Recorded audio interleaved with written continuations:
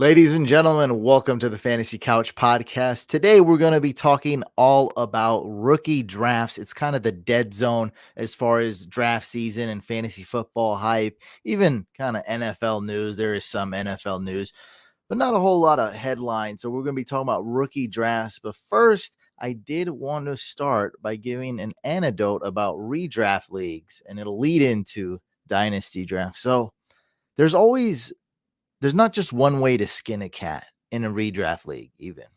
In a redraft league, leagues where I've won, in the Throne League, we won with who do we draft? Todd Gurley. We drafted Todd Gurley on the Falcons in whatever it was, like second round or something. We still won that league.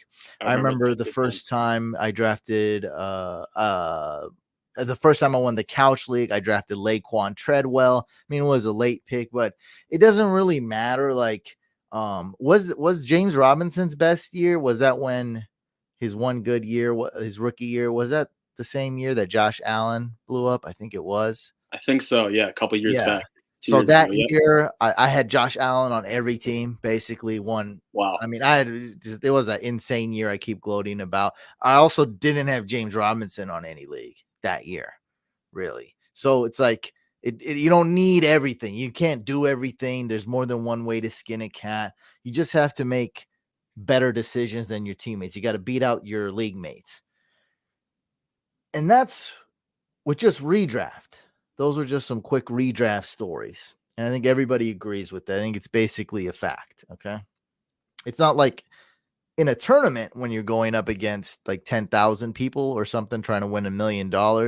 Yeah, in that case, you kind of have to be flying on all cylinders. You got to get super lucky, no injuries. You got to draft a ton of studs. You got to draft studs that no one else is really looking at. Like, for example, Corey Davis, that one year he actually did well on the Titans. Yeah. People were like that. That's the type of stuff. You kind of need to be perfect. But more unique strategies too, as well. Yeah, contrarians. That's different. You know, exactly. That's tournament play.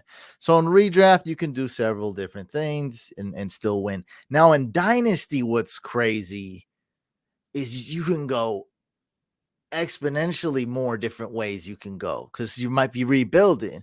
You might be trading picks. We name you Sushane, aka the Dynasty Day Trader. You make a ton of trades. So you're often going one way or the other.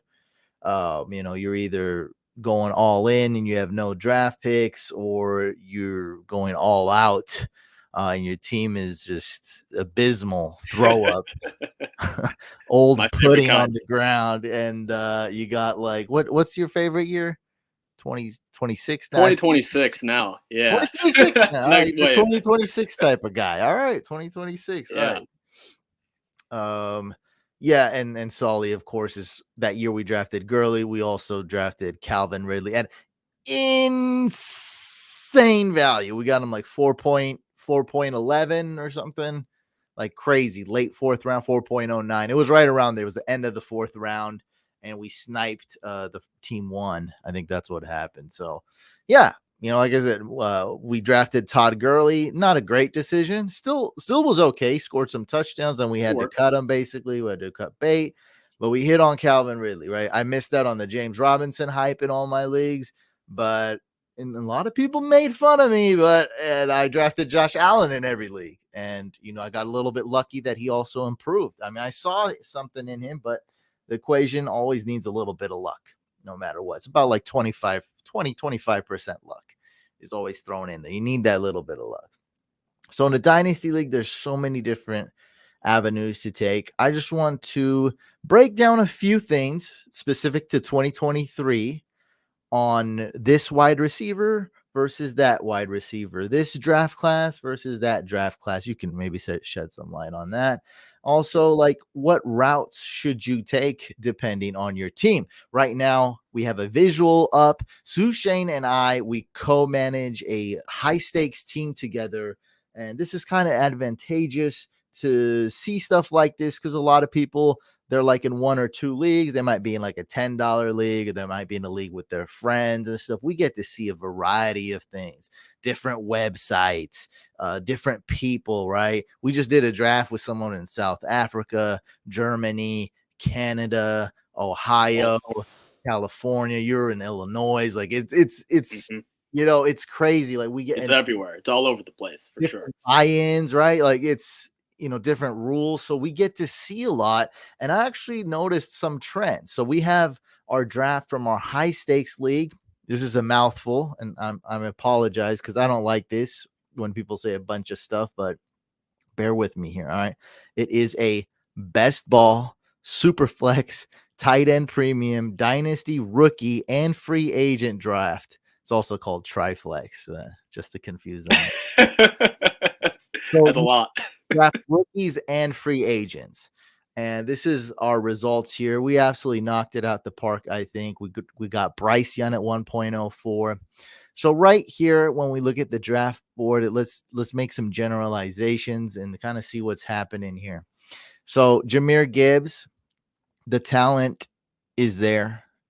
The draft capital is there. Landing spot is fine. Nothing wrong with that. It's good. He's still overhyped. He's being drafted very early, and I think people aren't tempering their expectations. I swear, like these Jahmyr Gibbs truthers, I think they don't even think David Montgomery is there, and it's like they went out their way to get David Montgomery. That's going to be a big role. Yeah, he's signed for 3 years too. He's going to get a ton of carries. Like it's not like he's like, come on. So I love Gibbs. I think he's amazing. So it's not even any hate on him. I might even like him more than the average person. So it's not anything about me being a hater here. I have my hater moments. This is not one of them. JSN, maybe slightly underrated, maybe by you too. Possibly. Okay. I love JSN. So slightly underrated. I see that. He's going 6 overall here. So we got Bryce Young, we got Mingo. And do you have anything to say about this draft board? The next thing I'm gonna show is our draft we just had in the Empire League. Yeah, I do have one thing to say, just so I can come back to it when we do our. We already gonna do a mock draft later on. So second round pick, we picked Devon Achane. This is a best ball format, right? So this is my kind of preferential pick. That's kind of in a range where, again, we're going to talk about this a little bit more. There's a lot of good players here where it's like, it kind of depends on what my team is on who do I want. Like, do I want a receiver? If I need a receiver, if I have Alvin Kamara, maybe I want to get his backup, Kendre, stuff like that, right? So this is a best ball league. So Devon Achane, I guess, would be my number one choice in this range, given the format. And, we got him. So I really love that pick. I think that's one of our better picks in the whole draft, honestly, including Tucker Kraft. So here's a look at this. And then, oh, by the way, this draft was on FFPC. It's the place for high stakes fantasy football. We have a promo code. It is in the description as well. So you can go check that out. myffpc.com, and then we have our affiliate code right here. So if you use the affiliate link, let me just drop it in the chat as well. You're going to get $25 off any league that the buy-in is $35 or more for new users. So it's a huge promo code. It helps us out too. That's not so bad. Check them That's out. Not a bad discount. Ooh. Yeah, it's great playing with your buddies, and if you have a good group of people you're playing Dynasty, that's great. There's nothing really against that. I could say that's the best way to play Dynasty.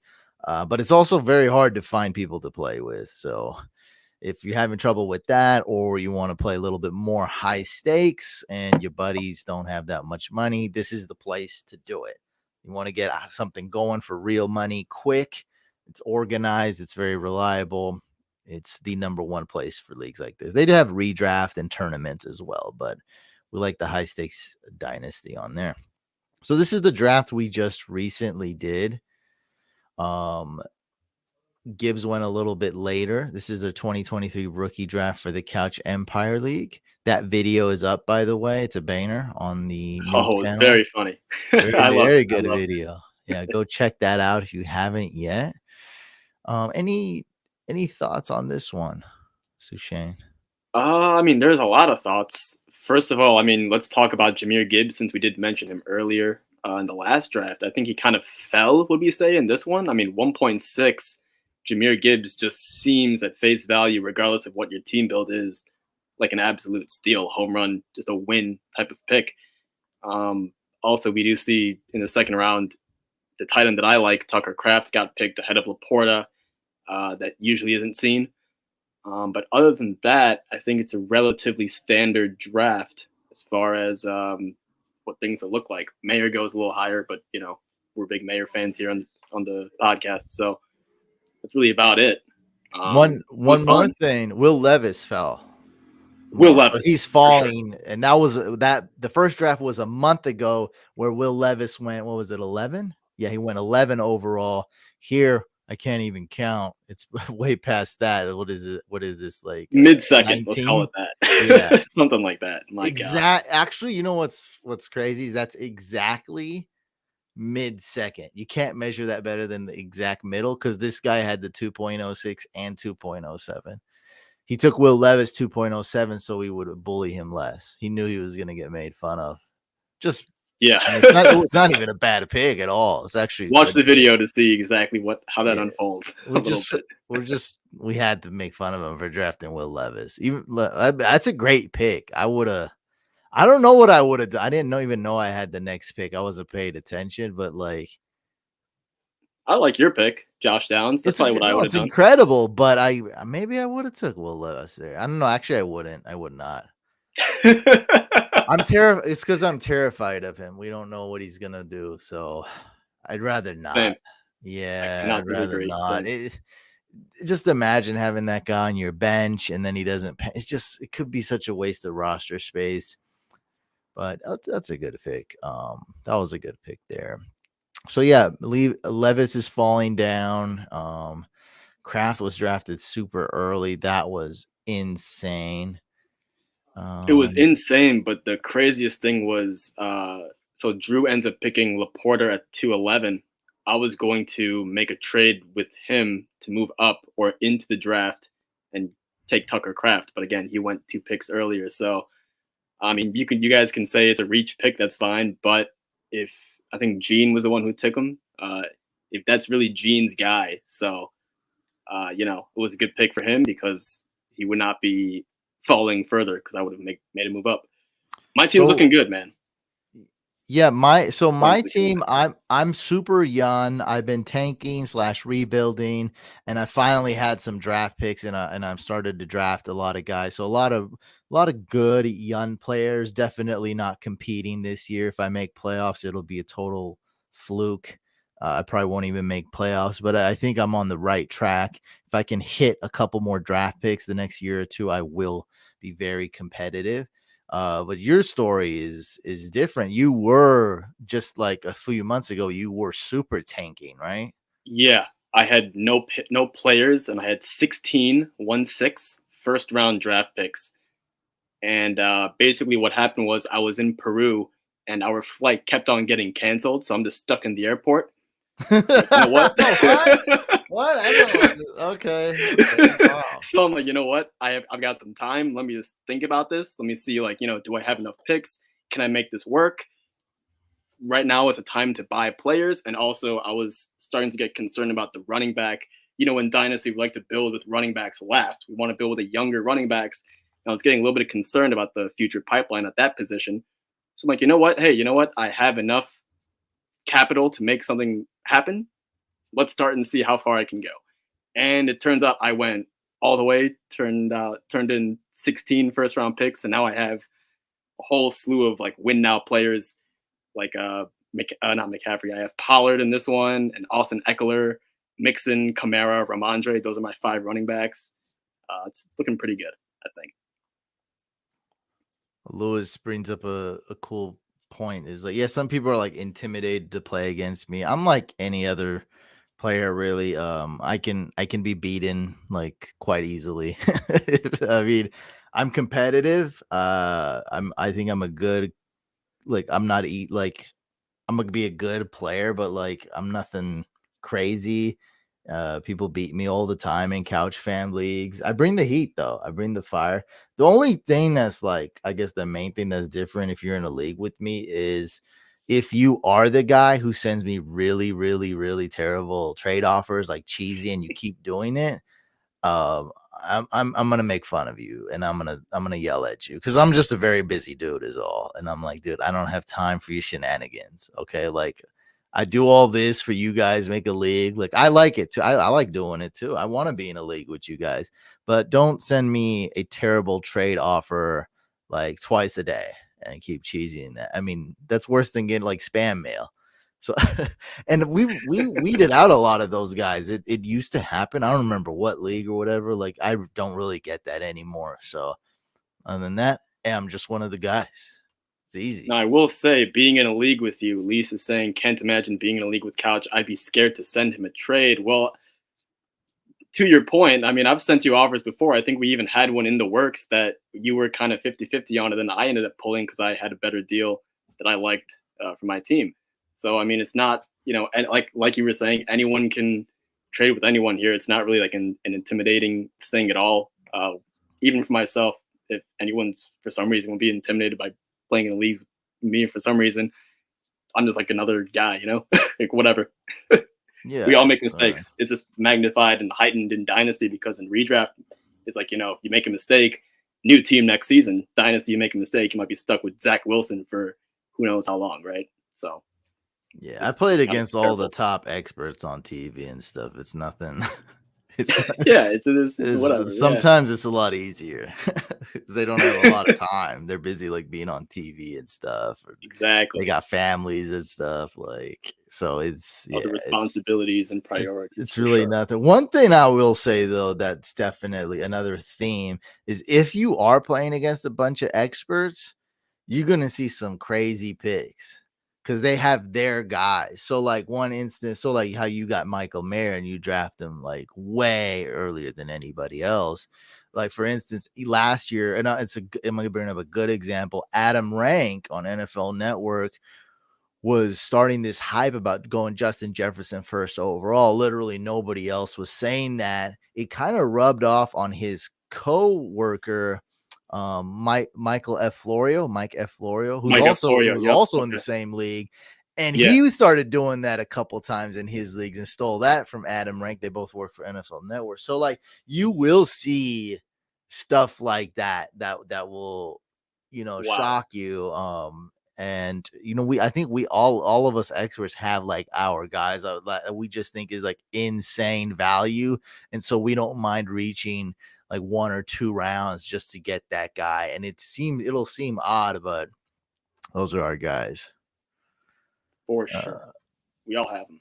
Yeah, so here are our drafts. So what I wanted to kind of talk about is the themes, and we mentioned this before, but I think this is the year where you want to draft a running back. So we were talking about A-Chain, right? Look at where Drew got Charbonnet at 2.04. That's insane. I see insane value for running backs on both draft boards. I see insane value for tight ends. Do you see the same thing, or do you need new contact lenses or something, or are we seeing the same thing, or I need new glasses or what? Okay. At tight end, yes, absolutely. At running back, I just question the upside and how good and the longevity, right? It's like for guys like Roshan and Charbonnet and A-Chain, I mean, they're exciting names, Kendra Miller as well. But like, what is their fantasy upside as far as like, can they be a top 12? Can they be a top 24 running back? And then also, as far as longevity goes with that role, I mean, they're not really drafted with that supreme, high draft capital. So, like, could they be replaced next season or 2 seasons down the road? And again, we're talking Dynasty football. At least that's how I view it. I kind of want a little bit of longevity when I'm drafting even the running back position, especially younger ones. But again, it's going to be kind of a changing thing because now, the NFL is moving away from those workhorses. So we're going to have to adapt and see. So I'm kind of unsure. I'm not saying no, but I'm not saying yes. I'm kind of unsure as to like, is it a good running back class late for the, second rounders and third rounders and such. I see tremendous value because you're not going to get that much in those like round 3. That's fair. There's not much there. And keep in mind that Roshan went early in both these drafts. Like I was telling you, some people like in casual drafts, you see Roshan fall occasionally to round 4. I don't get that. Like it makes no sense. Although you can get that type of value. I love Chase Brown. He's a high risk, But Okay. for a guy you can get, see Chase Brown went 3.01, maybe slightly early in the draft we just did. Where did Chase Brown go here? 3.03. Okay, like so if you let's say he falls a little bit more than that, I think that's insane value for a guy who may never pan out and may not be a workhorse. I think that's I guess some people's projection is he's not projected to be a workhorse. And I get that, but the upside is tremendous. And if anything happens to Mixon, like boom, he's good. He's the guy right away. So I see just tremendous value with tight ends and also running backs. Now with wide receivers, I'm a little skeptical. We often see QJ going way too early. See him go 4th overall. I see him go 5th overall sometimes. 6, 7, like it's nuts for a guy you gotta wait super long. And he's a guy I recommend avoiding because you can get just way better value later. Also, I love the quarterbacks, but I can't say it's insane value there with quarterbacks. So maybe with this information I'm giving you, maybe you get your quarterback situation situated before the draft, and that could be kind of a cheat code. Now you can get JSN 6 overall, or wait later and just get other guys. You can get these stud tight ends like Kincaid or Michael Mayer late round 1, early round 2. So that's one. I just kind of wanted to bring that up as these are some themes I am seeing in this year's draft. Now, I did also want to talk about one other thing, and we're going to be moving on. We got a lot of topics to talk about. It's an exciting show today. QJ, you're going to love this. Quentin Johnston versus Addison versus Zay Flowers. This is my assessment. JSN is king. Absolutely love him. I think he's being underrated. I think the landing spot's pretty good. Lockett's getting older. Like, I love JSN. I think if you take him 6 overall in Superflex, that's great. I think if you need a wide receiver, right now, I think Addison is the guy. I think Addison in that offense without Dalvin Cook too. Like, I feel like it's going to be even more pass happy. So you got a pass happy offense. Kirk Cousins just had his best season. He looks like a good quarterback. He looks actually legit. He's slinging the rock. He's throwing it all over the place. Addison's going to be matched up with the weakest corner, the weakest coverage.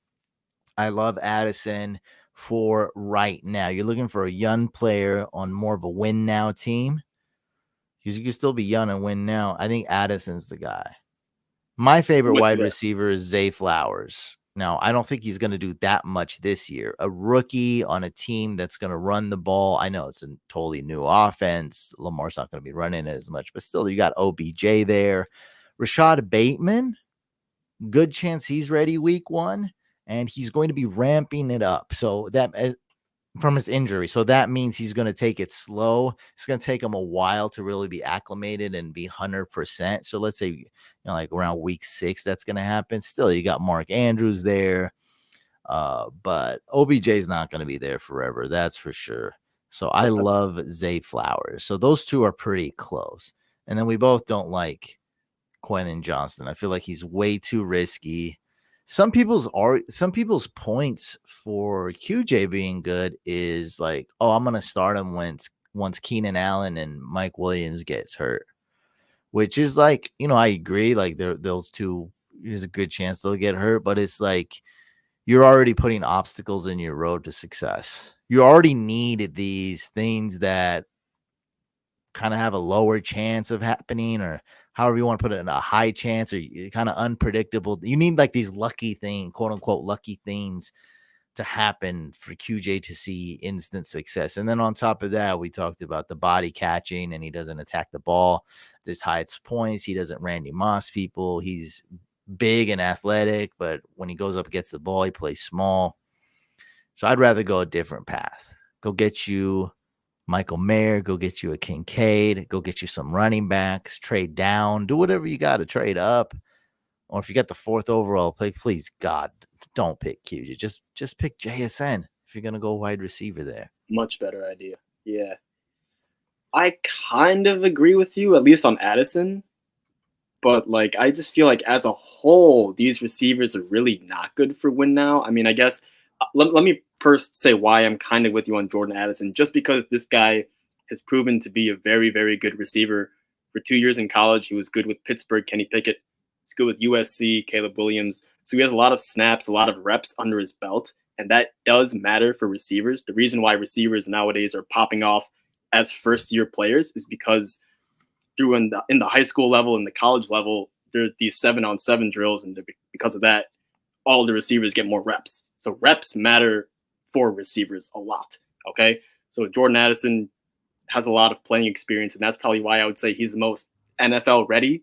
Is that okay to say he's most NFL ready? You're kind of like day one, best chance to be an impact for the first year at least. I would say JSN, but he's coming off that injury. If he wasn't coming off that injury, then maybe I would say, hey, these two guys are, your win now younger players. And then obviously I'm kind of with you on Zay Flowers. We don't know when or who is going to be the one. And at least Odell for now, immediate impact kind of puts a wrench into those plans as well. And then Quentin Johnson, of course, the riskiest of the bunch. You think JSN's going to be affected by his injury once the regular season starts?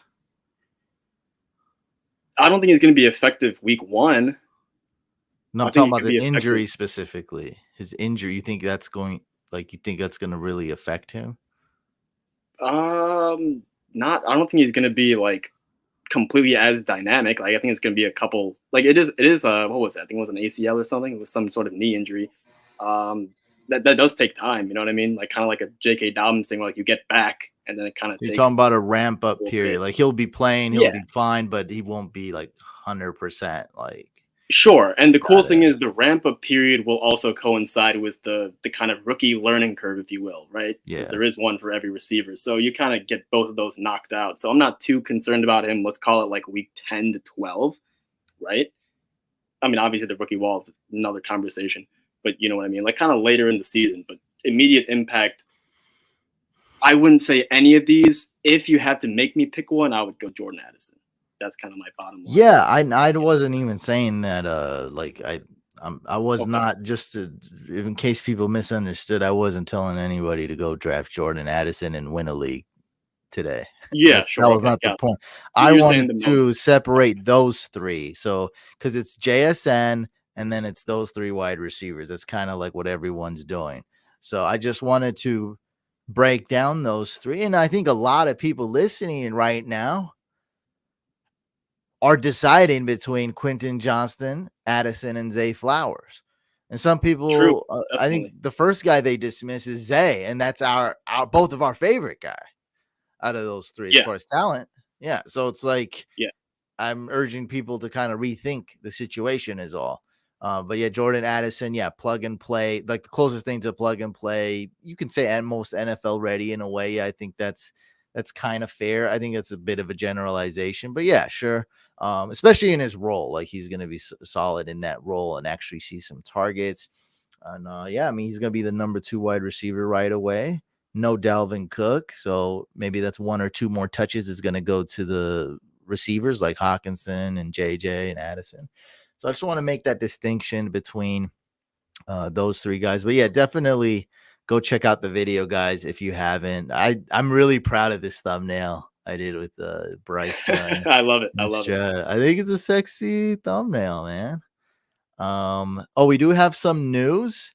So there is some Stephon Diggs news at rumor. I'm not even going to get into it. It's about him following the Cowboys, not following the Bills, and this and that, and mandatory minicamp. As of right now, I think I'm just calling kind of BS, and like, let's just wait and see the situation. There's not a whole lot of news now, so like, I'm definitely not the guy who's going to overreact to something. And if it's not something that like within our control, I don't worry about it as much. I'm not an overreactor when it comes to news. And what I mean by control is like, with this information, am I going to give you any advice? Like sell Stephon Diggs, or like get rid of I just got word about Kamara's fight. Like a couple years ago, like sell him off now, like trade him away.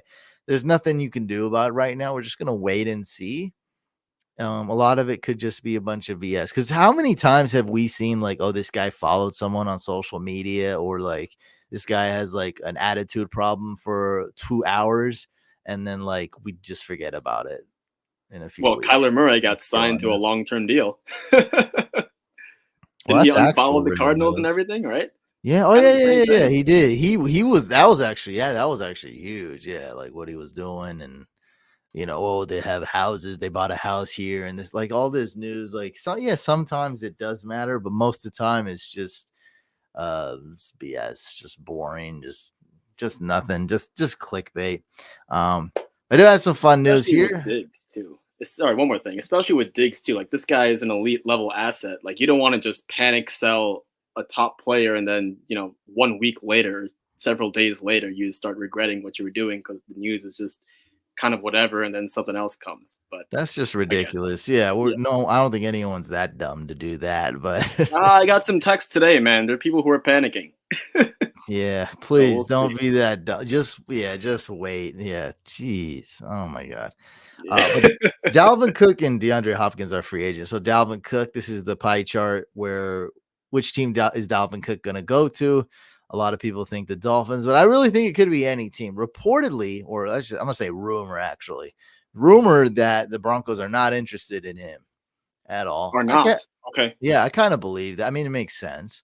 I don't know if it's true, but I would be more likely saying it's probably true if I had to guess.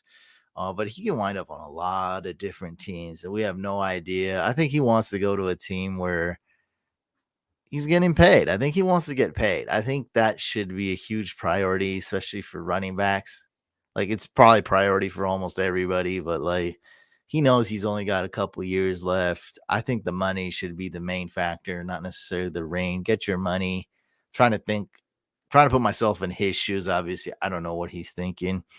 He would love to go to Miami, get paid, and go far in the playoffs and maybe win a Super Bowl. That's what I know. That's what he'd want, but it's That'd be like, perfect. Oh yeah. 3 out we of all 3. dream. Yeah, it's we don't know if it's gonna happen. But what team do you guys think Dalvin Cook's going to? I forgot what was my dark horse pick.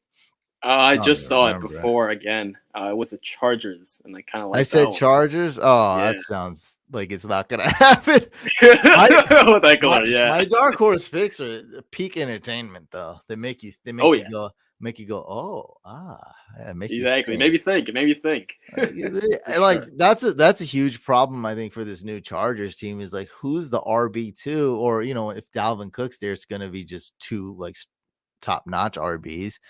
Like there's really no RB2 behind Eckler. It's Josh Kelly as of now, and it's like I mean, it would be great. Like that would be a team that wouldn't be just like one dimensional. You wouldn't know who to guard on your defense. You got so many weapons. And then we have DeAndre Hopkins. Now he's visiting the Patriots. Wouldn't that be something, especially people that have been giving me TikTok comments, not necessarily hating, but they're like, the Patriots, come on. And I'm like, yes, come on. Coaches are people too.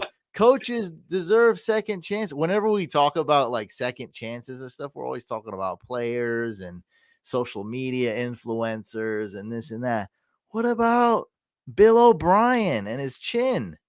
What about Bill O'Brien? Second chance, baby. Second Second chance. chance He's like, chin. I'm sorry, Hopkins. I'm sorry I compared you to Aaron Hernandez, alleged murderer. I'm sorry about all that. I'm sorry what happened in Houston. Things were crazy, and the owner. You know what? I don't want to make excuses. Let bygones be bygones. You would be the perfect guy for Mac Jones. Mac What Jones a with sales pitch. Juju and Hopkins, like that elevates him to another level because those are the two guys he really needs. Like this will actually make the team great because you got, or actually have a shot. I mean, to be great Sure. because Yeah. right now you got Tyquan Thornton. Who did they draft? What was his name? Demario Davis? No, that's Um, something. Demarco Douglas. Davis. Douglas. Douglas. Yeah, Yeah. yeah. Demario Davis is a linebacker.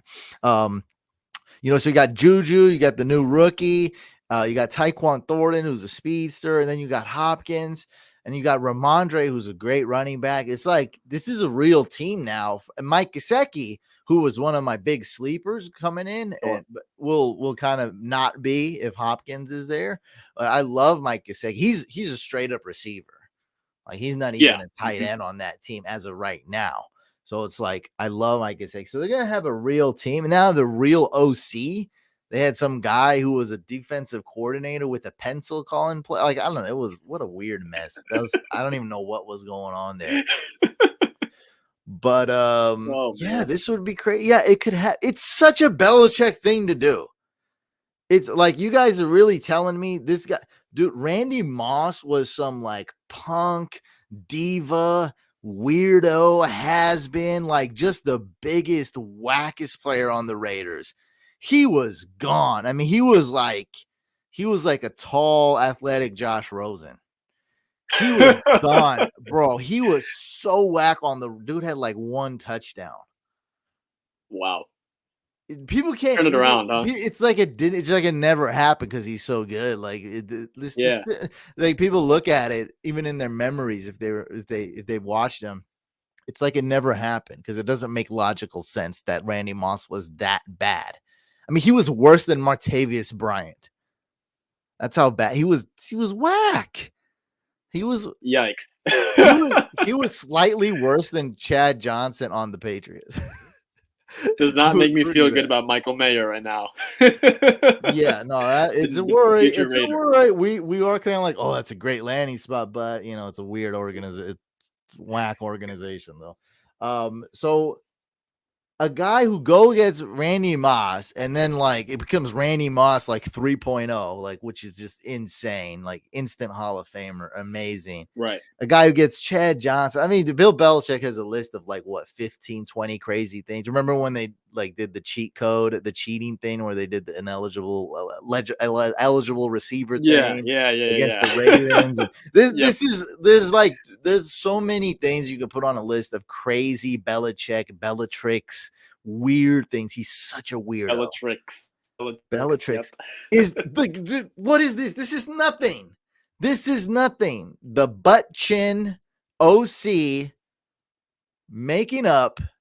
kissing and making up to Hopkins and getting Hopkins on the team. And then Hopkins becomes a really good possession receiver, really good outside receiver for this team. Helps Mac Jones bounce back because that's exactly what he needs. How would you be surprised if this happens? I think Val just joined in and he's got quite the sight to look at on our screen. He's like, what are you guys talking about? What a time to join in, right? What are you talking about? I use this meme anytime I possibly can. I find any excuse to use this meme. It's one of my favorites. Yeah, man, I don't disagree with you at all on DeAndre Hopkins. I like the idea. It seems now that I've heard you speak about it, it seems like a very standard Belichick type of move to go get DeAndre at this point. I think, of course, like you said, it would improve the whole offense. So very fascinating stuff. We got to see if Hopkins wants to, though. That's a big one. Like I don't know if he quite wants. He's like, man, this team is like average. It'll probably be above average with me on it, but I'm trying to put myself in his shoes. But I don't know if he wants to go there. And he's definitely a guy who's trying to go for the ring, I would assume. He's at the ring age now. Yeah. He's like, first you get the money, then you get the second contract, then you get the ring. It's like Scarface, but for NFL players. I know. First you get the rookie contract, then you get the second contract, then you get the ring. We got to make that t-shirt, bro, because they make the Scarface t-shirts. For real. First you get the money, and then the respect, and then the whatever, and then the whatever, the woman, the money, the respect, whatever it is. Right. First you get the money, then you get the respect, then you get the woman. I think that's the Scarface. First you get the rookie contract, then the second deal, and then the ring. I like it. Yeah, I like it a lot. Yeah. We got to put that on a t-shirt. We should. That's a dope t-shirt right there. Obvious, man, Lev Bell, what a weirdo. We were just talking about Lev Bell in the Discord, and that's another freaky time in history. The most freaky thing about LeVeon Bell that I think people may forget is he was on Twitter or something, and some fan was just writing, and that's when he noticed how much the franchise tag would be. he didn't know, because the franchise tag escalates, like it gets higher and Yeah. higher every year. He didn't know that that's how much he would get paid on a franchise, which was like a ton. It was like 20 mil. It's like a ton of Wow. money. He didn't know that, and he forewent that. He could have played on a championship caliber team, still been good. Instead, he went to the Jets, and that was a disaster. Got paid less, and his career was over. It's so crazy. Yeah, he didn't know the amount That's that he would have crazy, got. dude. Oh my god. I mean, that's like negligence at that point, right? Like, Yeah, it's like I get it when we go to the store, we go to a slightly more expensive grocery store and we spend an extra 40 cents, whatever. It's not a big deal. Like, whatever, we did that. Like, that's how he treated this, though. Like, he treated this like going and buying some onions or something. Like, I'm like, bro, this is like a yeah. huge franchise tag. It's like hitting double Jeopardy on Jeopardy, like, but with the franchise tag. It's like, bro, this is your second franchise tag. You're gonna be getting paid. He's like, what, really? He's like, wow. And he tagged his agent, I think. And he's like, hey, agent, like, look. Agent's like, yeah, I mean, I do this for a living. Like, I know how much a second franchise tag is. He's What a out here. mistake. What an idiotic mistake. Oh my Yeah, it god. was so weird.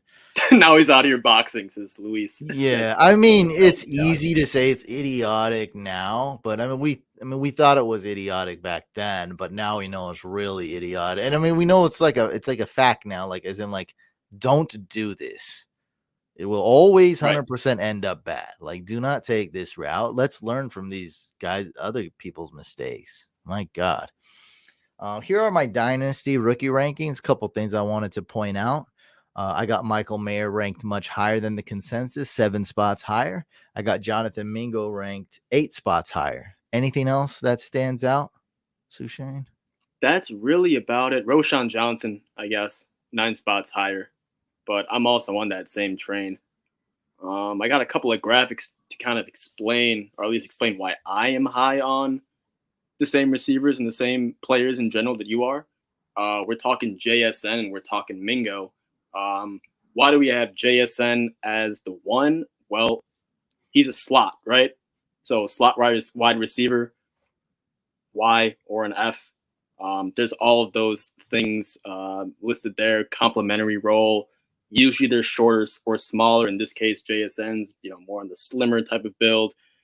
And you got multiple prototypes, right? Like you can have a guy who's a speed slot. You can guy who's kind of shifty, more of like a left to right agile type of guy. You can have a pristine route runner, or you can have like a big slot, like a chain mover, right? Who's the guy on the Saints way back in the day? That's like with Colston, yeah, he's a big slot. Marquez Colston. Yeah. Yeah. Okay. So when we're looking at JSN, he's got like a few of these. Obviously, he's not a big slot. He doesn't, fit the prototype for that. But he's got the route running. He's a little bit shifty. He's got some speed as well. And if you scroll down to the bottom of this couch, the bottom line with slot wide receivers here is that they're pretty limited. Okay, but the thing is, when you have a really, really good one, oh baby, we're talking like Wes Welker. You know what I mean? Wes Welker and Julian Edelman, they were awesome for fantasy football. I mean, still limited. They're not going to be like top 3, top 5 wide receivers in fantasy, but still very, very good. And that's what we're hoping with for JSN. He's going to be one of those types of very dominant slot wide receivers, and those become fantasy football assets to build around over there. Now let me add some fantasy stats to this to kind of go further in this. So the Z, or like a speedster, let's say, kind of like a Deshaun Jackson. And Deshaun Jackson, I'd consider more of an anomaly. He was so good, just often injured. But like a Z, a speed guy, a deep threat, especially if they're kind of like smaller, just pure speed. Often these guys are good in best ball. They're volatile / inconsistent. Inconsistent's not a negative term. It's just used as it's just a word. It also means volatile. Good for like 40 plus bonuses that some leagues have. And you don't want to go off that, but it's just facts are facts.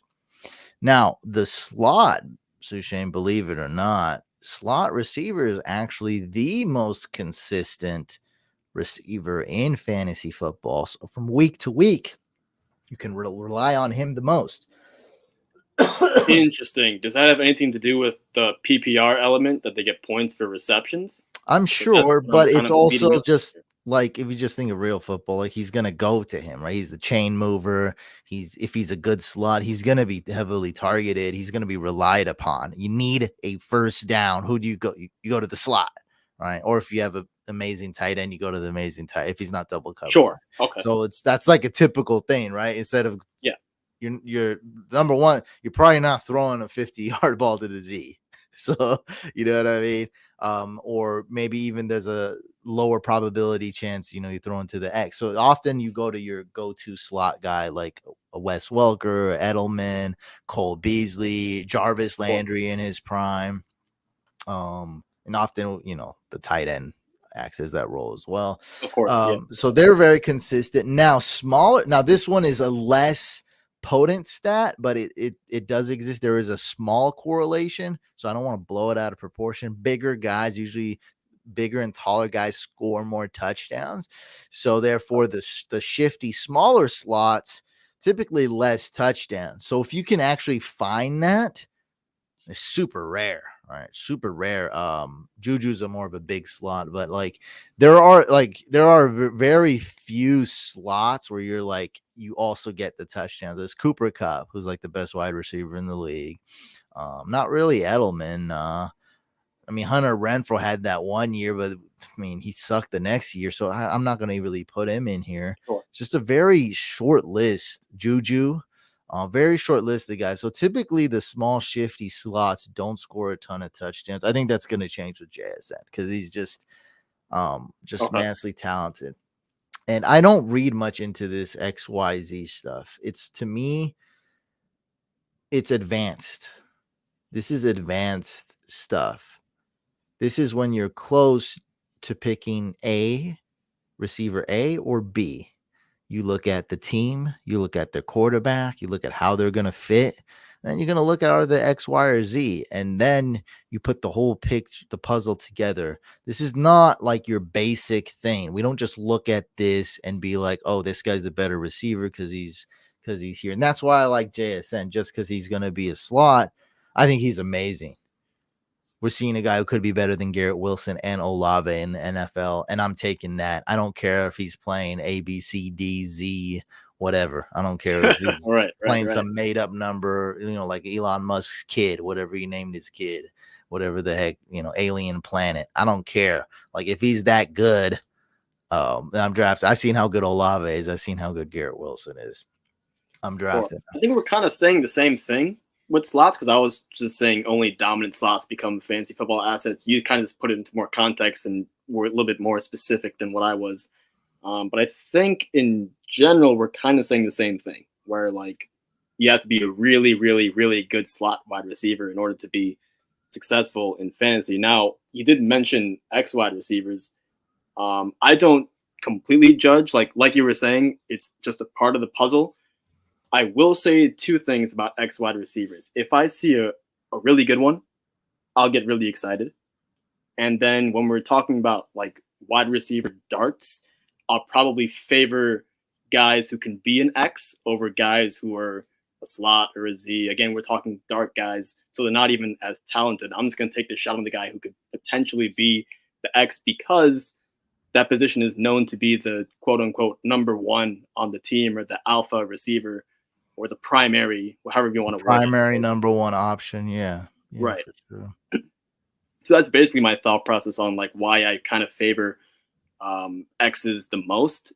But again, it's only I'm not going to put I'm not putting Michael Wilson, for example, ahead of JSN just because the guy projects to be an X. There is a talent level first type of thing, and then like you were saying, team fit, all the other stuff. And if there's a tie, now I'll get quarterback, right? If there's a tie, now we'll go into X's, and then of course Z's great for best ball, big playability. I'd rather in best ball get a guy who can give me that 50-point touchdown and then do nothing for 2 weeks and then give me another 50-point touchdown, because I'll get him every single time. So I'm cool with that for best ball, at least. Yeah, I don't we agree on everything. I don't think you got to be really, really, really good, like incredible as a slot to be a fantasy asset. You got to be that to be like, I mean, it's only like Cooper Cup, like, but no one's going to really be Cooper Cup. Like, you're just not expecting that. I think there's a role, and we all play PPR. I think if you're a good receiver and your quarterback solid and you're a passing team, I think you're going to be good. And yeah, the X is the main guy. The X is the ideal because what you said, that's usually the primary target, is the number one read, so on and so forth. He could be used several ways. You're not worried like, oh, he's going up against an aggressive corner, or he's going up against a speedy corner. Like, he's the X. Like, he can do it against any corner. Like, it's fine. Like, he's used to double coverage, or he's used to facing the number one corner. And so when he's not, then I mean, that's an even easier decision. Like, oh, okay, like mismatch. Another thing too, I mean, I just want to make the huge point that like this is advanced stuff. Like, it's not, this is not the first, second, or third thing you want to think of when selecting a receiver, but it's definitely like the fifth thing you want to think of when you're selecting a receiver. It is important. It is something. Man, I forgot what I was. Oh yeah, one other thing I want to say important, that all this stuff is it's good to know, but it's not the main thing. In the NFL, when I look at PFF and I'm watching the games, these guys are moved a lot. I mean, defenses are doing different things. They're putting different wrinkles, and so are offenses. I see a lot of X's playing the slot. If the coach thinks it's going to be an advantage, or coaches often, they do like a setup move, just like a boxer. They might do a couple things to kind of set up a bigger play later on, like Kittle going for a 40-yard pass, and then offensive pass interference in the Super Bowl. I mean, things happen. I get what you're saying, but a little pushback on that. Like, when I say an X wide receiver, that implies that you can do everything. Like a Z wide receiver, appear like a Deshaun Jackson type. I mean, I guess you could put him in the slot. He become a speed slot, so that's more interchangeable. But those are types of guys that when I say Y or when I say Z, that means like, okay, they're limited to a complementary role on the team. That's basically the main thing. I agree. It's a versatility game nowadays. You're absolutely right. No, I agree. And yeah, I get what you're saying. Yeah. And if you do move those guys to a different thing, they're probably not going to do well because now they have their flaws. Yeah. No, definitely. And when you are moving your X to a slot, the play call is probably going to the slot receiver. He's like, hey, so like, it's still huge miss. Like, this guy's gonna just like go to him. Like, right. Yeah, just throw the ball at him. Just get a first down. Exactly. I didn't miss this comment, which is great, which is one of the landing spots I like for Hopkins, and I think that it would help Deshaun Watson really get back his groove back. Hopkins to the Browns, yeah, for sure. What's up, Keys? What's up, Eric? I'll go Pan. Hopkins to the Browns would be cool because it kind of follows a diagram on screen. Amari Cooper would be X. Hopkins would be the Y, the big slot. Elijah Moore would be the F, and then the Z would be Donovan Peoples-Jones, just so you can visualize that. And for the F, if you don't want Elijah Moore, or if you don't want DeAndre Hopkins, you'd put in David Njoku. There you go. Or you just put Hopkins as the X, Cooper as the Z, because it don't matter. And then because you're probably going to be, you're right about that. Yeah, you're probably not going to be playing 4 wide receivers a lot, rarely. Yeah. And then Elijah Moore is the ultimate slot. So it's like Elijah Moore should just be like single covered against the third corner, sometimes maybe second best corner. I mean, sometimes it'd be the fourth best corner. So it'd just be amazing for Elijah Moore. Yeah, no, that's cool. Oh yeah. I like this little what do we call it? A little class lesson. School lesson. I'm glad. We did a real life example of Hopkins going to the Browns for sure. There you go. Dang, that's a stacked team, though. I mean, we're talking. It would be. It would be. Oh my God, yeah. We're talking about we're benching Njoku, we're benching DPJ.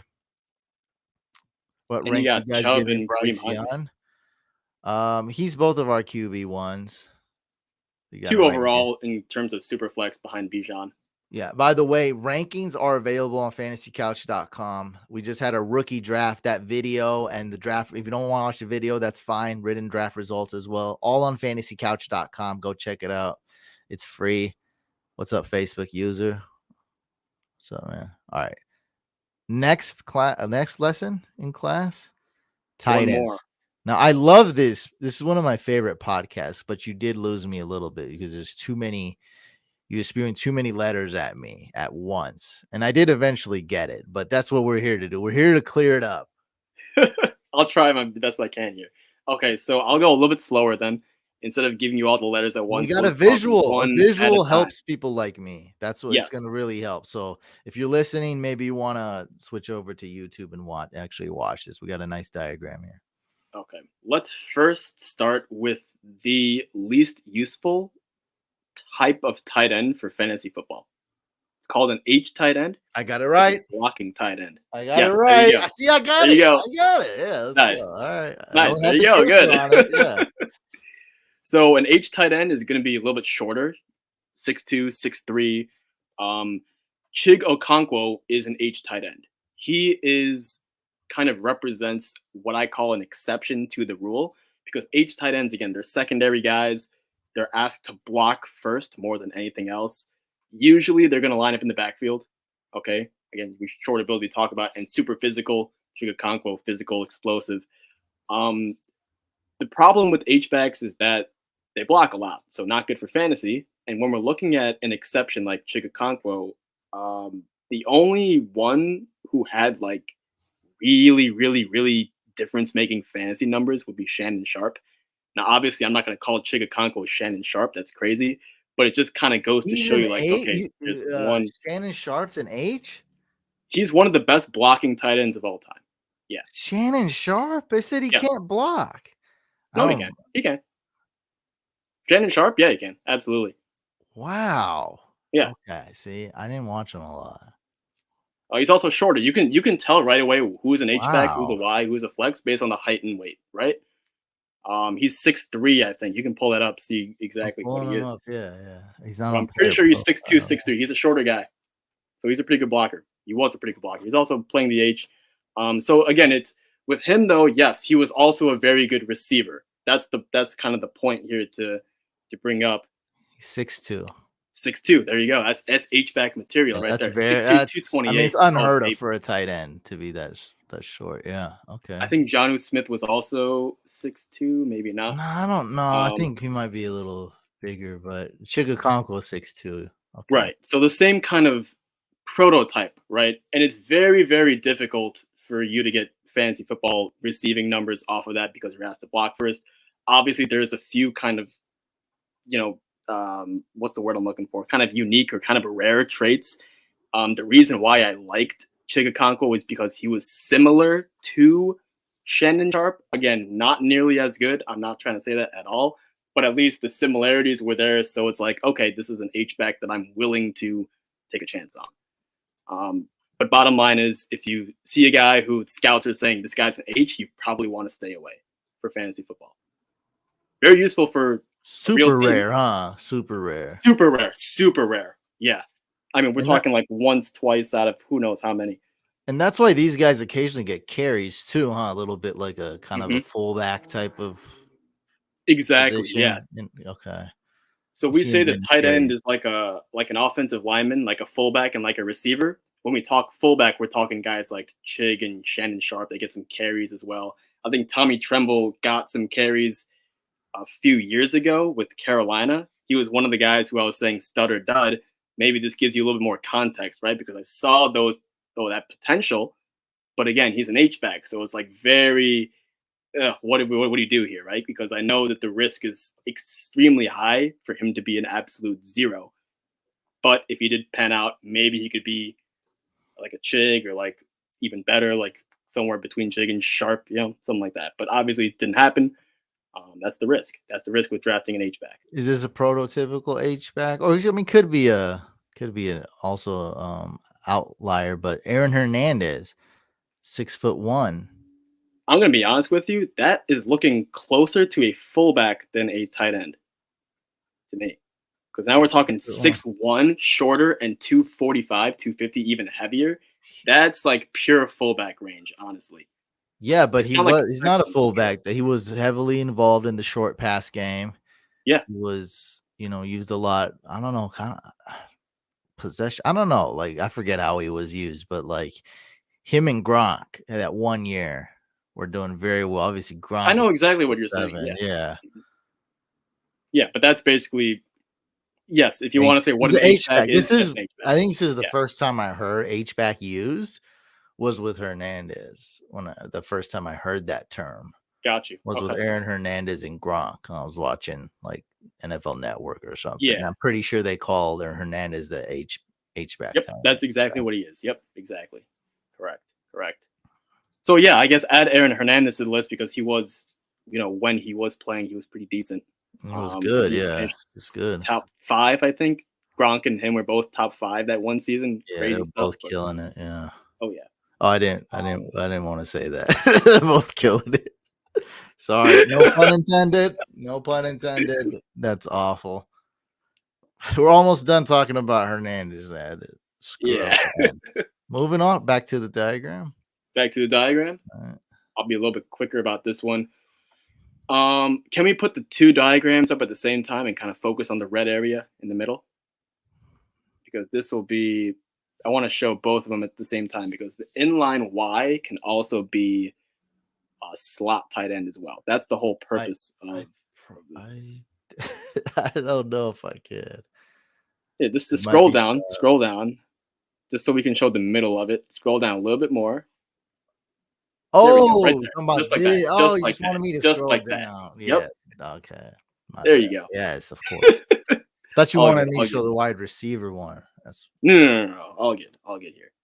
So you see both these diagrams here. In one of them, I have the Y as your inline Y, and the other one I have him detached in that traditional slot role. That is what a Y can do. They can line up in line. They can line up as a slot because these guys are asked to catch the football as a receiver, but also do some blocking. So it's kind of like a well-rounded, all-around tight end. And usually the Y is going to be not even usually. Sorry, always the Y is going to be your primary tight end on the roster. Like tight end 1, the TE1, plays the Y, is your Y.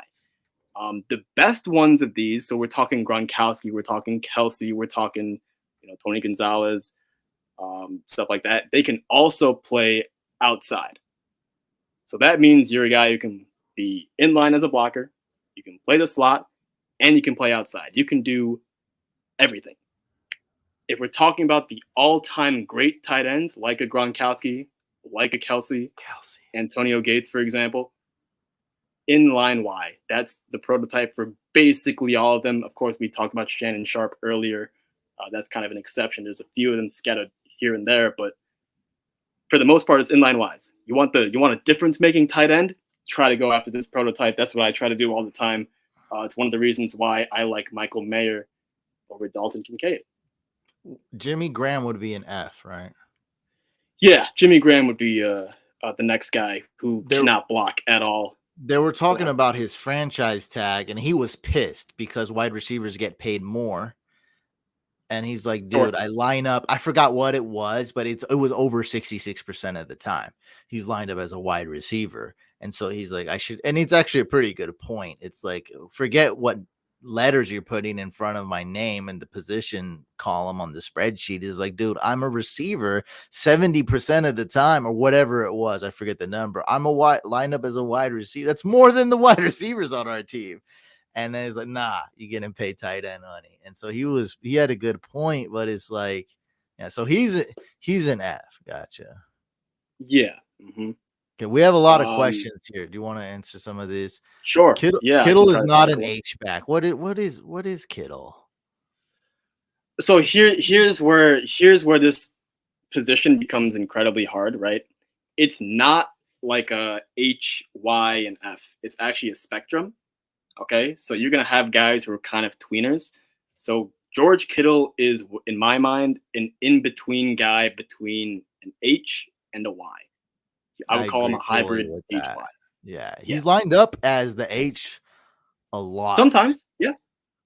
A lot, really. Because he's an incredible blocker. Yeah, and then that makes him hidden, too. So on occasion, there's some misdirection play, and then boom. He's wide open on the other side of the field for a nice catch. So I do see him lined up as an H a lot, but he can. I want to say one thing. Other positions. I want to say one thing here. You guys also have Kyle Juszczyk Okay. Yeah. On a play where Juszczyk and Kittle are both in, Kittle is the Y, Juszczyk is the H. Like that's guaranteed. There is no you're guessing. There is no like that is fact because that's how Gotcha. playbook works. So he's kind of a hybrid to answer the question. Eric Ebron. Oh, that guy. Eric Ebron. Isn't that just a poor man's Evan Ingram? That's what I was thinking, right? I wanted to say like Slower a Evan Ingram. type. Yeah. Eric Ebron was Detroit, right? I can't even remember. Yeah, and then the Colts. It's one of the things I actually got right in fantasy. I told people to draft Eric Ebron. Okay. Andrew Luck effect made whack tight Sure. ends amazing. Then once his draft stock went up and he became an elite tight end, I told people to avoid him. So I do get some stuff right. And I was like dead on the money. He was one of my sleepers. Eric Ebron 6'4".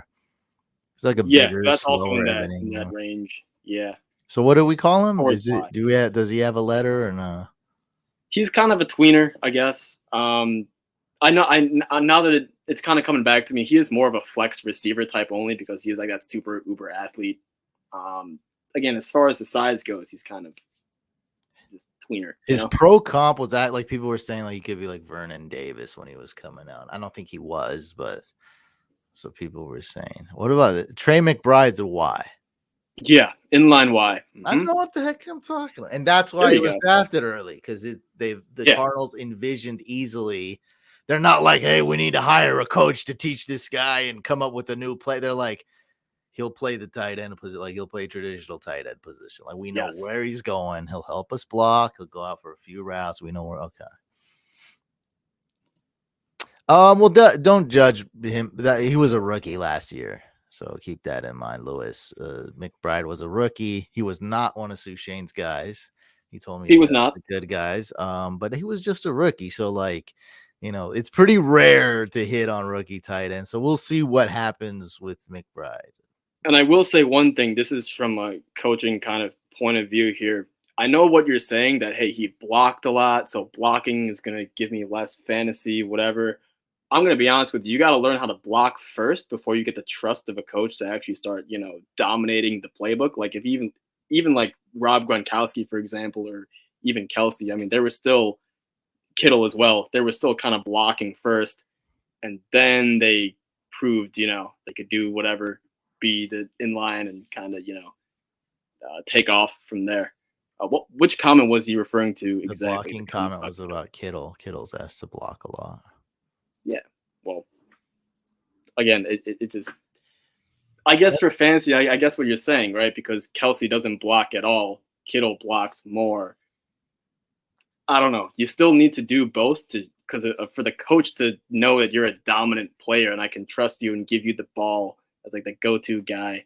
I don't want you to be just a receiving guy. I want you to be an all-around player. So I know we can depend on George Kittle to run with McCaffrey or to also throw to him, chip block, that type of stuff. There's more things I can do. There's more reasons for you to be on the football field if you can do both things. Yeah, in terms of fantasy, it's actually that type of narrative doesn't matter. Don't worry about that because I would look at that all the time when we're looking at guys like Martellus Bennett. He's a good blocker, so he's not going to get targets or like this.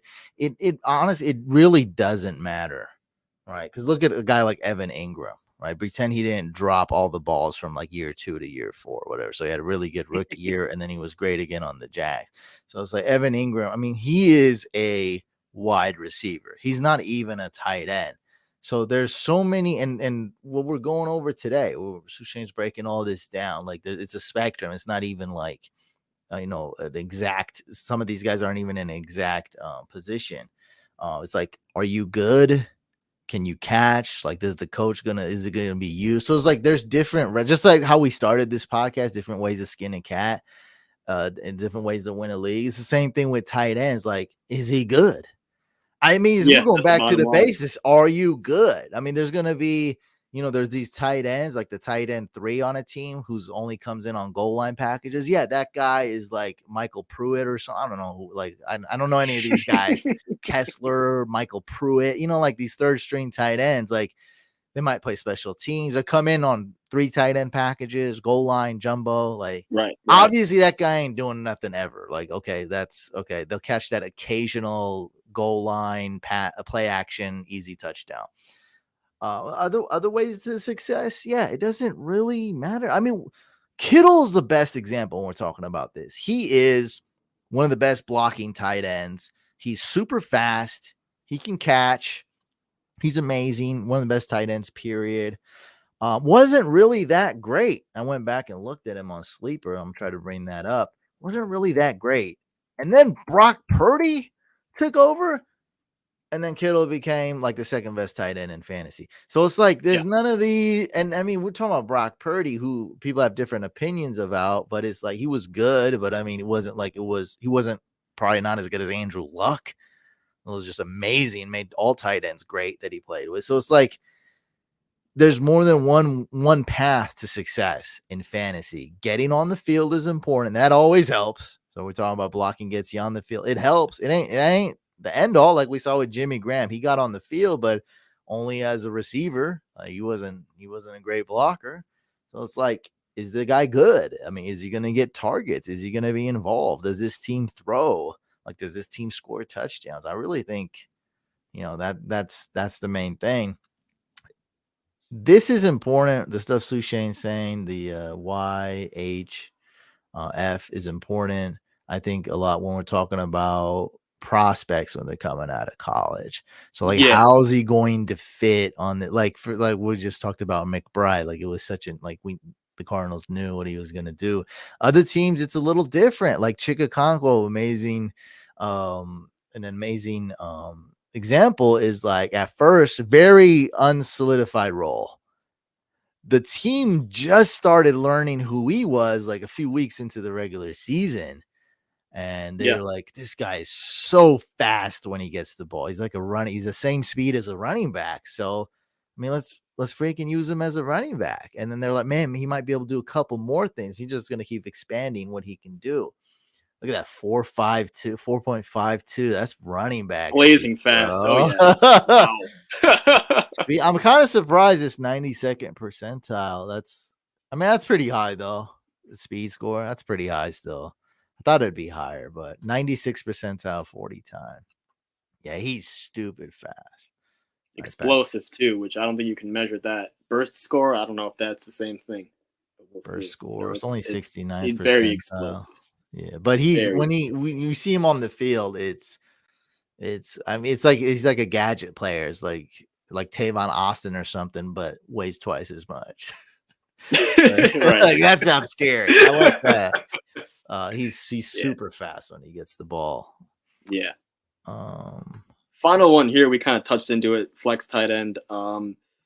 It's called a flex tight end, right? I want you to think about this for a second, right?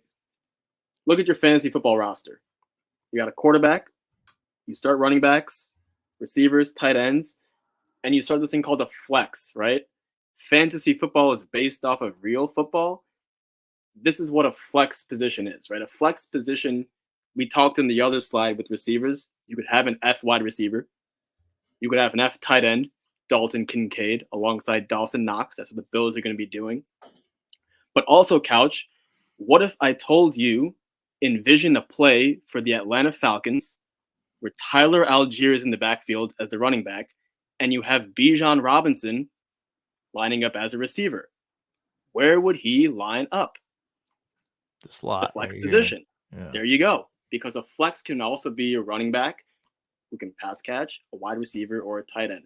So why do I don't want to stay away from these altogether in fantasy, because these, for tight ends, are the guys who are going to exclusively catch passes and get those receiving yards. So I don't want to completely avoid them. But the problem is they're going to be inconsistent, because on one play you'll have the tight end. On another play I can put in my receiver. On another play maybe I can put in the running back. That F position, that F alignment in the playbook is like a revolving door, right? So for the consistency, when we're talking about guys like Darren Waller, David Njoku, they're not very consistent week to week because they play the flex tight end position. Guys like Mark Andrews, Travis Kelce, while they're not playing inline wide because they're such dominant receiving threats for their teams, they're still playing the wide position. That's a big difference to me, at least. Well, you have it. That's the flex. That's where it comes from. That's the Flex yep. position from fantasy, from real life. Oh man, that was great. That was awesome. I love that. Mark Andrews is an F. Okay, so some people would say he's an F. Some people would say he's a Y who plays the slot Y, like a detached Y. I'm more of the camp for the detached Y because of his build. I could see the argument if you want to call him a flex tight end. Because he's used as a receiver almost all the time. I feel like when he's taking a snap, it's probably running like he's running around. Yeah. Yeah. The kind of not that with Kittle, it's like it's a good amount of times he's just blocking. Sure. Yeah. If you remember that draft, they did go Hurst round 1 and then Mark Andrews later. So maybe it was round for that reason. 5? I don't know where round 3, I think. Round 1 and round 3. Round 5 was George Kittle in a different draft, actually. Third round. Yeah. Third round. You're right. So I'm thinking now that we're talking about flex and H-backs and whatever, I'm thinking, okay, at the time, they probably envisioned Hayden Hurst being their inline Y. And then, they're going to draft that with their first round draft choice because that's the main primary tight end.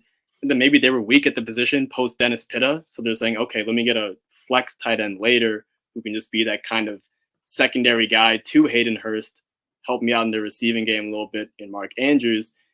And it turns out Mark Andrews has flourished. So when we talk about Dalton Kincaid this season, or not Dalton this season, but, Dalton Kincaid for rookie drafts and for Dynasty, not impossible, right? I guess I could see it. That's kind of why I haven't completely just X'd him out from my list, even though it is a flex tight end.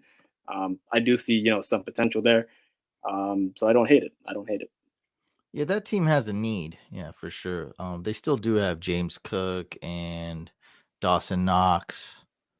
So we'll see what happens there. But they're going to use him in important situations. But he's got a really good just don't expect consistency from that, at least not yet. Maybe once Dalton Kincaid kind of establishes himself and maybe he transitions into like a detached Y rather than a flex, maybe he becomes more consistent, right? Bottom line is, like, I can see good points from him. Like, he can get you 25 points in like week 3, but he might get you like 4 the next week, just because of the consistency of the position. All right. You're going to focus. You're going to give me one answer, and there's going to be no ifs, ands, and buts. 12-team Superflex rookie draft, okay?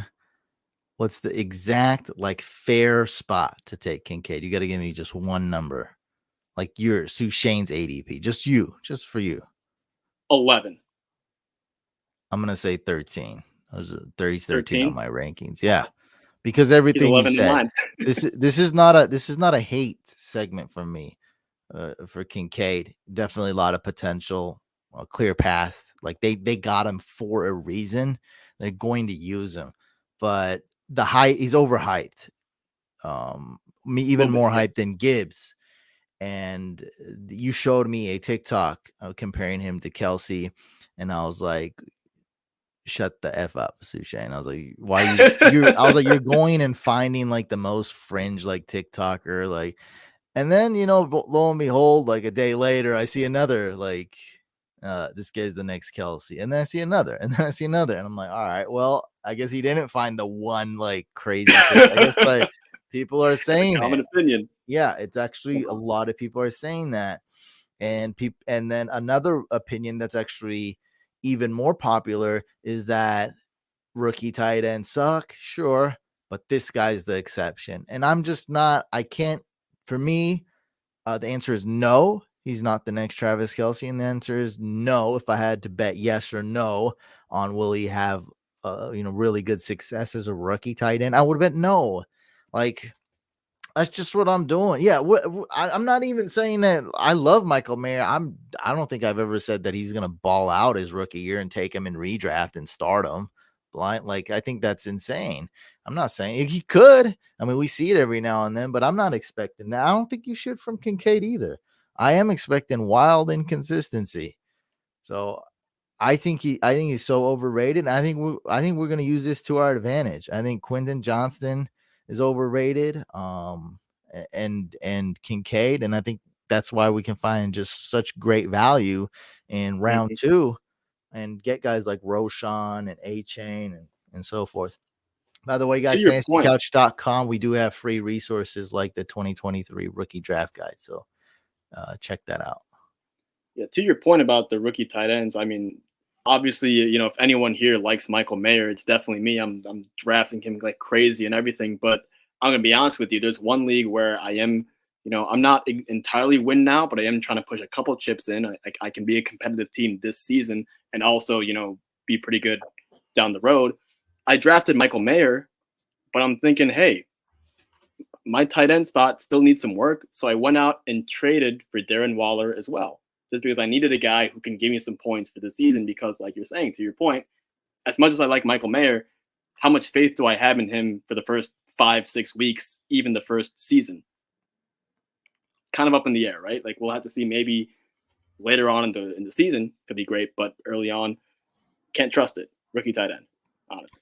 What I can't wait for is like the years like 2025. The Raiders draft the top 2 quarterback next year. Okay. And now we have an amazing prospect QB in his second year, throwing to Michael Mayer in his third year, and this guy's just crushing it. That's how you build a dynasty. I just want to say something cool like that. Quote me on that. Just quote me on that. But that's the vision. That's how you want to explode. And that's why we take guys like Mingo and Bryce Young, because it's like if they hit, I'm building a dynasty. If they don't, oh well. I went with my guys. I got some good value too in round 2 and 3. So, but if they hit that Panther stack, that's gonna go hard. Oh, baby. I already know.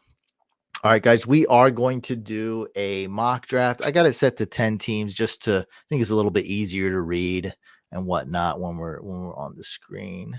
Sure. Right there. Okay, that looks pretty good. So Solly's going to be team 1, and then me and you are going to be taking turns. Now, we just did that one rookie draft. Let me bring it up here. You didn't have not one single pick? I ended up trading in for Aiden O'Connell at the 501. Oh, yeah. That's right. That was funny. I like that. That was a good that was a good part of the video. But it was fun. Yeah. You kept trying to trade in here. Were you having last minute FOMO of miss? I mean, no. You love rookies. You love Dynasty. You love rookies. I was trying to go for a value of, so there was 2 things, right? I was trying to shed some roster space so I didn't have to cut guys. I ended up having to drop 2 guys, and one of them, Nico Collins, got picked up almost immediately. So you're trying to ship off some players. Right. And then also I was trying to get Tucker Kraft. I'm going to be completely honest with you. I was trying to get Tucker Kraft. Like that was like, I had my eyes on him the whole time. I sent a lot of offers for picks like in the 3s, being like, hey, if my guy falls, can we make this deal happen? If my guy falls at the 302 or the 304 or the 306, can we make this work? And then obviously, the highest thing I was going to do was, all right, you know what? Drew's my guy. I'll trade up with 211 for him. Tucker Kraft will come to the team. I need a little bit of a tight end, kind of not an upgrade, so to speak, but a little bit of help there. And then Gene comes out of nowhere and just takes him. Can't believe it. Yeah, you cannot believe it. Ever see Kraft go like that is before Laporta. That's and I have Kraft ranked a couple spots ahead of Laporta. I would never do that though. I'm trading down like 100% of the time. Like I think another thing I was trying to do, and that I'm looking at the board, I have Joe Mixon, so I was also trying to get Chase Brown. That was like another 15 trade offers. Went slightly early, 3.01. I like Chase Brown a lot. Yeah, so dang, that's so guys. I if it's not tight end premium, I tell people like, hey, don't draft tight ends too much. It's not worth it. But I see a tremendous value here. There's always exceptions to the rule. I think this year is that exception. I mean, just look at the value here. I mean, some people are everyone has different opinions. I respect that. A lot of people will say Kincaid at 12 is great value. I was so sure Gene was going to take him at 11th overall. I was like, I thought it was a lock. He didn't. So people are going to look and say Kincaid at 12 is great value. Some people in the comments, they're calling me an idiot. They're calling me a moron for taking Mayer 8 overall. And that's fine. Some people are going to do things you think's moronic, and then other people are going to fall. Sam Laporta, 2.11 value. So no matter what your opinion is or what perspective you look at this, you're going to find tight end value. And we did in this draft, I think, taking Tucker Kraft 4.04. I mean, we love that best ball dynasty format, like where we're not necessarily win now.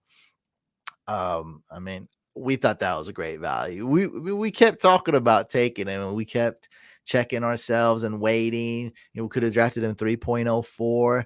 We didn't even draft him 3.07. We even downgraded him because we have a lot of Packers on our team, and still wound up taking him at 4.04. And the guy after us took a offensive lineman.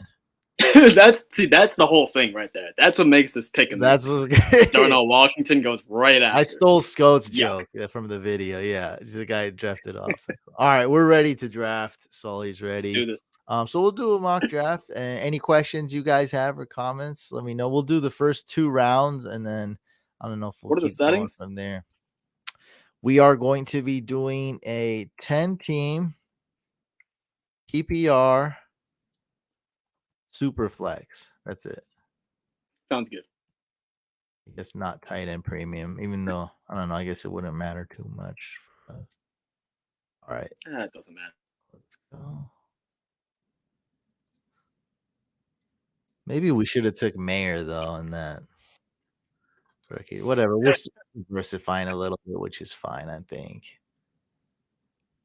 I mean, maybe we should have took Mayer in that tight end premium rookie draft. Over Mingo? Maybe. Yeah, just because it's tight end premium, yeah. Yeah, it's okay. We'll live. It's fine. We can maybe trade for Mayer. Maybe. It's possible. You probably have a slow year. I might be down for that. Now that I'm thinking about it. It's quality over quantity. Yeah. We trade a lot of we trade some good players with quantity. And we got so screwed with the roster cuts last time. Yeah, so trading. So we do need to get rid of quantity, and we hop on that. The roster cuts are insane. You got to cut down to like 16 players. It's extreme. It's crazy. Okay, well, I am up on this mock draft. I'm going to talk through this real quick. Anthony Richardson would be the quote-unquote consensus guy here. Most people are going for the upside of the rushing caliber, and the draft capital's there. Indianapolis Colts, decent landing spot. But Couch, here on this channel, me and you and I have been very consistent that we like Bryce Young. So that would be my second player here. Bijan and Bryce, I'm thinking they should go 1-2 in every single league. If it's super flex, rookie draft. I agree. I just wanted to talk about AR as in we totally agree with that. I mean, Bryce Young, he's a phenom. I mean, when I see him throw the ball, it doesn't make sense to me. Like how he throws. He has like this quick little motion that like you would think a short little guy would throw, yet the ball just comes off his arm like it's Josh Allen, like it's a rocket. So it just doesn't make sense, like how it does. And it's just such low effort, like a Steph Curry out there or something. He's so nasty, such a big playmaker. I think he has all the qualities you need. But I kind of see that Steph Curry thing that you've been saying. Yeah. At first I didn't get it, but now I kind of see it a little bit. Aaron Rodgers is another cool comp to Steph Curry, especially young Aaron Rodgers. Sure. He's running, and then you get like this crazy release, almost like a baseball throw, but it's like pinpoint accurate. Yeah. Whoop. He's done it with so many receivers too. Yeah. Yeah. For sure. Patrick Mahomes too a little bit, but he's more wild. He's different, but I want to urge that AR, he is super risky, but the Colts drafted him 4th overall. It could be a super dumb move and everything, but I really don't think it is. I think they're going to run a certain offense. It's going to be a one read. or something like an RPO where, could be kind of, I guess, making a decision between two things, but like he's going to have one main option. He's going to have one main read, should I run it? Should I hand it off? Should I throw it? You're going to keep it stupid simple. My vision of him being good is pretty solid. I do see the path there. He's the guy that understands touch. He understands reading a defense, at least with the one read thing, like should I throw to this guy? He's my one read. Yeah. Okay. So I'm not, what I'm saying is his decision making, I wouldn't say is a con. His throwing skills, as far as like, do I put touch on this? Should I drop it in, this and that? He can do all that. I've seen it. Accuracy is a huge issue. I think that's the huge con there. Insanely bad accuracy. Now, again, this is me pumping AR. I want to actually kind of try to convince you that he can be good. That's my point, even though it doesn't sound like that. So he can do all these other things. When he can throw while he runs, he can throw to the right guy. He knows how to put touch on it. I've seen him do all of this. And can he do it in a real game? That's a tough ass. That's because he couldn't in college a lot of times. So it's a tough ass. I've seen him do that. It's the accuracy, though. I need this guy, throwing to his location on the run. I need to see him throwing to his location in the pocket. I mean, if there's, a cover 2 type of coverage, you need to throw it between the safety and the corner. If it's, if it's a corner on the inside, he needs to throw it on the outside.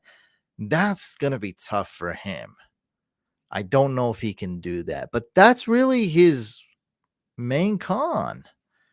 And that's like his only con to me, is that accuracy. Yeah. It's huge. I used to think that you cannot teach accuracy. That was just kind of inherent. But then obviously we saw Josh Allen, who is just, you look at the numbers. I mean, it's proven inaccuracy. It's not like one of those things where like you go in the tape and then he's thrown perfect passes to guys at Wyoming. They're just dropping the ball. Like, no, this guy was wildly inaccurate. And then lo and behold, you see, oh baby, I don't know what just happened there. Keep talking. Don't worry, nothing happened. Lo and behold, with Buffalo, first year, okay, second year proves, third year even better, fourth year, etc., and so on, right? So you see that, I guess, accuracy can be taught or at least improved upon.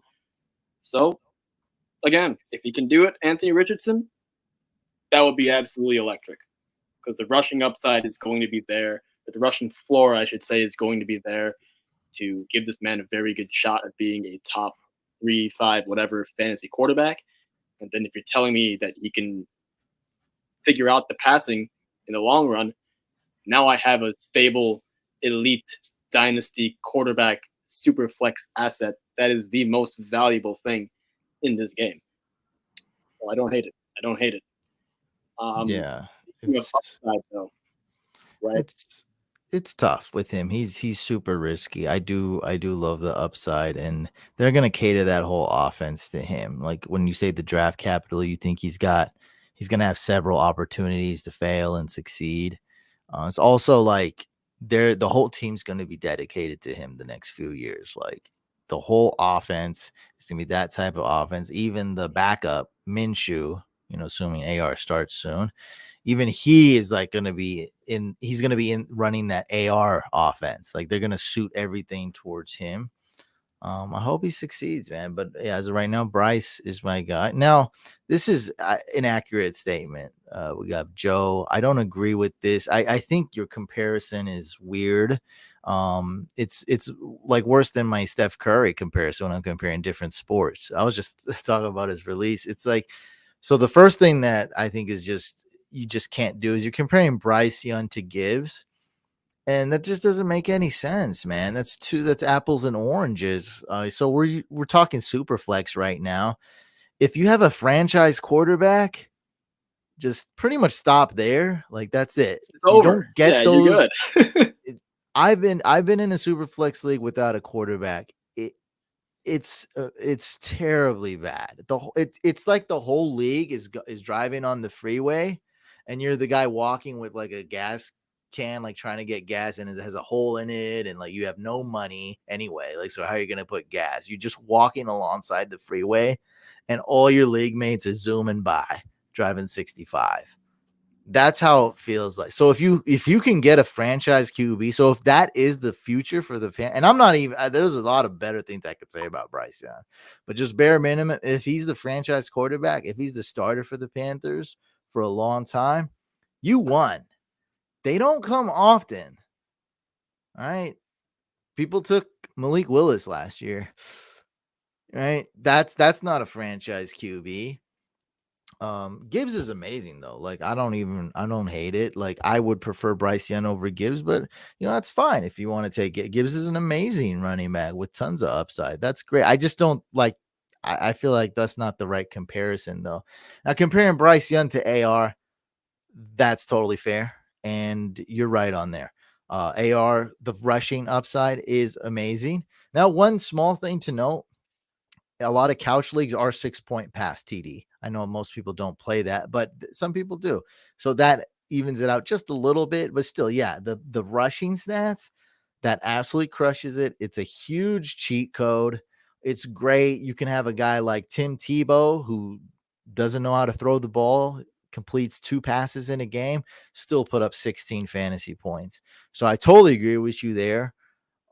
If AR is starting, even if he sucks, I think Lamar Jackson for a while was even QB 10 his rookie year when he didn't know anything. He couldn't even really play quarterback. He was really rough for him when he first started out in training camp and whatnot, and he was still like QB 10. So no, I totally agree, man. I think AR is a ton of upside. I think one thing though, I'm gonna try to convince you here, Joe, is that Bryce Young's not a sack of potatoes. He does offer Yes, upside. I can't. legitimate. I really can't see how you can't see that his upside could be like Kyler Murray when Kyler Murray's healthy. Like, how is that far? I mean, they're both first round picks. I mean, it's not like you've seen Bryce Young, right? He's really good. He's Dynamic, fast. dual Yeah, he doesn't threat. have a ton of rush yards, but like when he does run, we've seen it when we were watching that live stream. He gets the 8-10 yards and goes out of bounds quick, dude. Like it's insanely fast. He just, oh, I got a first down. You didn't even know what happened. Yeah, So I'm kind of hoping he doesn't get a ton of rush yards and stays healthy. That's fine, but he can get some rush yards. He's a great scrambler. He's quick. So I really don't see how you can't say he doesn't have the upside of at least Kyler Murray. Like, let's just say that's his upside. With AR, sure. I mean, he could be the most athletic quarterback we've ever seen. Definitely. I mean, the upside's there. I don't disagree with you there. I just don't want you to totally dismiss Bryce Young. AR could be better than Michael Vick. He could be better than Lamar Jackson, and he could be better than Cam Newton. Upside through the roof. Don't disagree with you there. It could happen. A lot of things have sure. to Yeah, come together. It's going to be tough because the dude couldn't throw in college, but it's there. The upside's there. I agree with you on the upside. Just come a little bit more to the Bryce Young side, man. Bryce Young's not. I mean, the way this comment is like we're talking about Mac Jones or something. Like yeah. That's what I was thinking. Like it's so like low. Like it's definitely higher with AR the upside, but Bryce Young, that kid can move around and do some things with his arm too. yeah, he's crazy. We watch Just all these. He's like doing trick plays in a real game. exactly. Yeah, Like it's that's magic. It no was just dump. magical. He jukes 3 guys and then he throws a toss play and it's like what? Like oh my god, that's Steph Curry for sure. When he Oh yeah. dribbles, toys with the defender, and then he could do either one. He could dribble for a layup or shoot a 3. He always shoot that 3 though, just to do it. That's Bryce Young. All For right. sure. Are you just telling me who you want and I'll pick it for For you? sure. Okay, so I'm thinking between 3 guys here. One of them, obviously, we're playing super flex, so quarterback is definitely on the table. Receivers nowadays in Dynasty, we like to build around receivers. So definitely Jackson Smith and Jigbo. We talked about him a little bit earlier. He's a top one for me.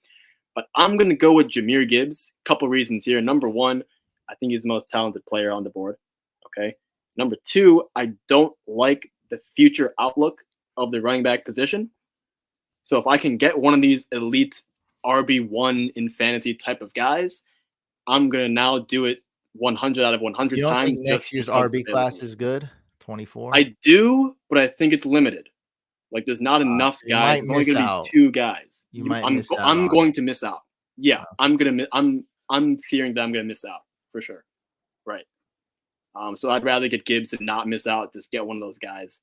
And just bang, bang, bang. Be done with it here.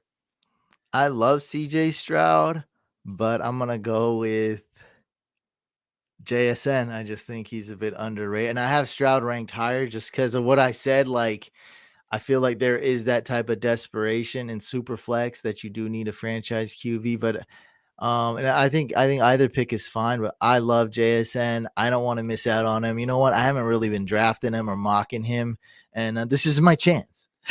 Even though this is totally this is your moment. I got it's you. a super fake mock draft. It's like a mock of a mock. This is nonsense. I'm gonna get a piece of JSN, even though it's a fake stock in JSN. I'm buying that fake stock.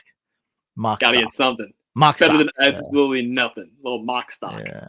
I like it. Go ahead and put CJ Stroud for me. Nah, you got I told it. you Yeah, last time. you gotta do it. I got yeah. Well, I said 3 players. 1, 2, 3.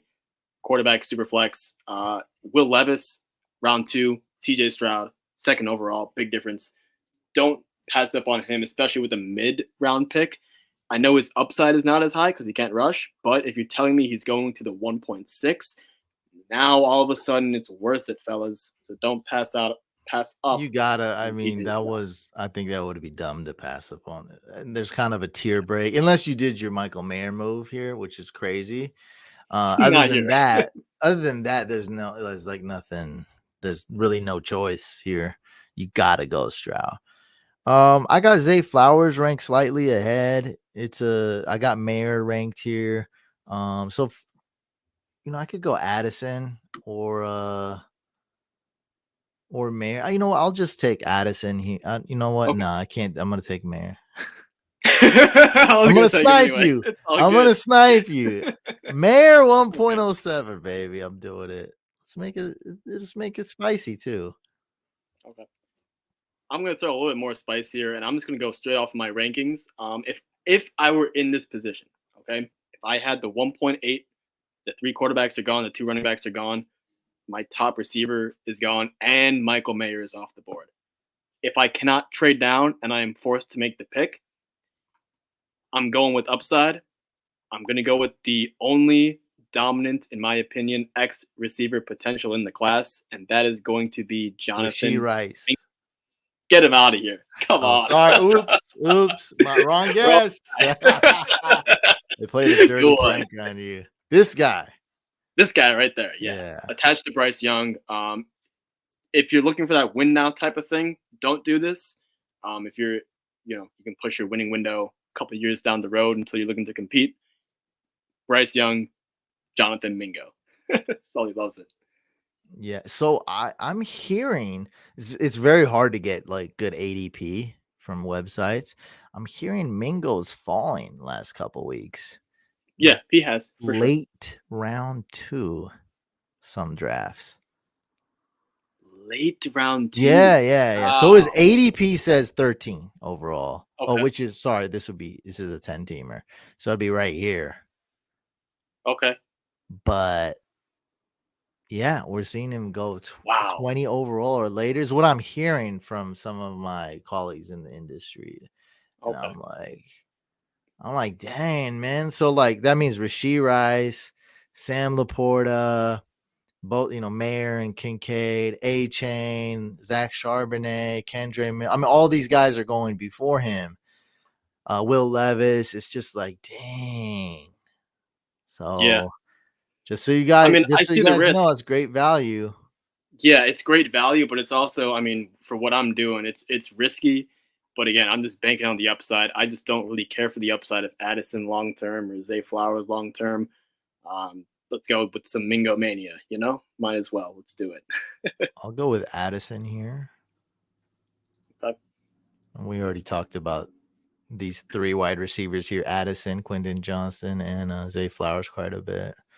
And we talked about JSN and Mingo as well quite a bit on this show. I'll go Addison. I think he's the best like option right now. They'll be good on the Vikings right now. Sure. Now you asked me in one of the earlier segments if I were to put a number, no ifs, ands, or buts, on where I would pick Dalton Kincaid. Fair spot. Fair spot for him. Fair spot. I told you 11. I said 11 because I calculated that I would want Mayer, those quarterbacks, the running backs, of course, Mingo, Addison, and Zay Flowers. So I'm going to take Zay Flowers here. And if you were to give me the next pick, I would have taken Kincaid at that spot, not here, because I believe everyone on the board who got drafted should be taken, in my opinion, ahead of Dalton Kincaid. Zay Flowers, then right after him, you would have Kincaid. Yeah. I have Zay ranked pretty high. He's exciting. I know Brett Coleman, he's a film guy on YouTube. He loves what Zay Flowers brings to the table. New offensive coordinator, should be a more passing focused. I'm not going to say pass heavy because it's definitely still be a running offense, but a little bit more pass focused, maybe tight end centric a little bit type of offense. But he got some receivers there, upgraded weapons around Lamar Jackson, who is hoping to take another step forward with his long-term contract, hoping to take a step forward as a passer too. So a lot of stuff to look forward to with Zay Flowers. Sure enough, there goes. At 11. He went 12 in the draft we just did earlier, which was late. So 11 still seems kind of late. He's going like 10, huh? Typically. Yeah. 10, 11 in there. Not even 11. He's going exactly 10, actually. Like 10, yeah, 10. Yeah. Our leagues are a little freaky, a little frisky. That's why. A little bit of spice, a little frisky, yeah. No, not this. Oh, this is you. Not this guy, though, huh? Okay, so I'm glad I have this pick and in this range. So this one is completely, and I'm gonna kind of explain to you how I would do this in a league. This is a completely situational pick for me, depending on my roster. Okay, if I'm in a spot where I need a running back cornerstone, but I'm not competing at all, I'm probably gonna go with Roschon Johnson because I'm thinking, okay, this year will be a committee. Deontay Foreman is going to be out of gas by next season, only a 1-year deal. So I can kind of play for next season, get a guy like Roschon Johnson. If I am win now and I have a guy like Alvin Kamara on my team, I probably want to think about Kendre Miller. Seriously, want to do it because, he's going to get suspended. This is a guy who's going to give me points immediately. If Kamara were to get suspended, Kendre Miller, there's really no other talented kind of threat in that backfield to Kendre Miller. So it'll be a very, fitting spot. But what I'm going to do for this league, because I also like him the most and think he's the most exciting, is I'm going to treat this, I guess, like how I would do a best ball, right? Obviously, I know the mock we're doing is not a best ball, but for best ball, Devon A-Chain would be the best pick because, again, you get those boom weeks, you get those bust weeks. And if we're just looking at, this type of mock draft, I think I'm going to go with Devon A-Chain because we are talking blank slate. I like the upside. I like the kid. One of my, the RB coach who works at the same team that I work for, he went to Texas A&M and played for the Aggies. So a little bit of I don't know what the word for it is there. A little bias maybe towards A-Chain. So I'm going to go with him. He's an exciting player. We talked about Dalvin Cook earlier. I'll say this right now, Couch. If Dalvin Cook goes to Miami, A-Chain's value in my mind does not change at all. This guy is still going to be a limited carry, super high efficiency type of guy who for best ball, you're hoping that you can just take one of those carries to the house for 75 yards, get you that 15, 20-point game in one touch of the football. So I'm going to go with Devon A-Chain there. And you are up next, sir.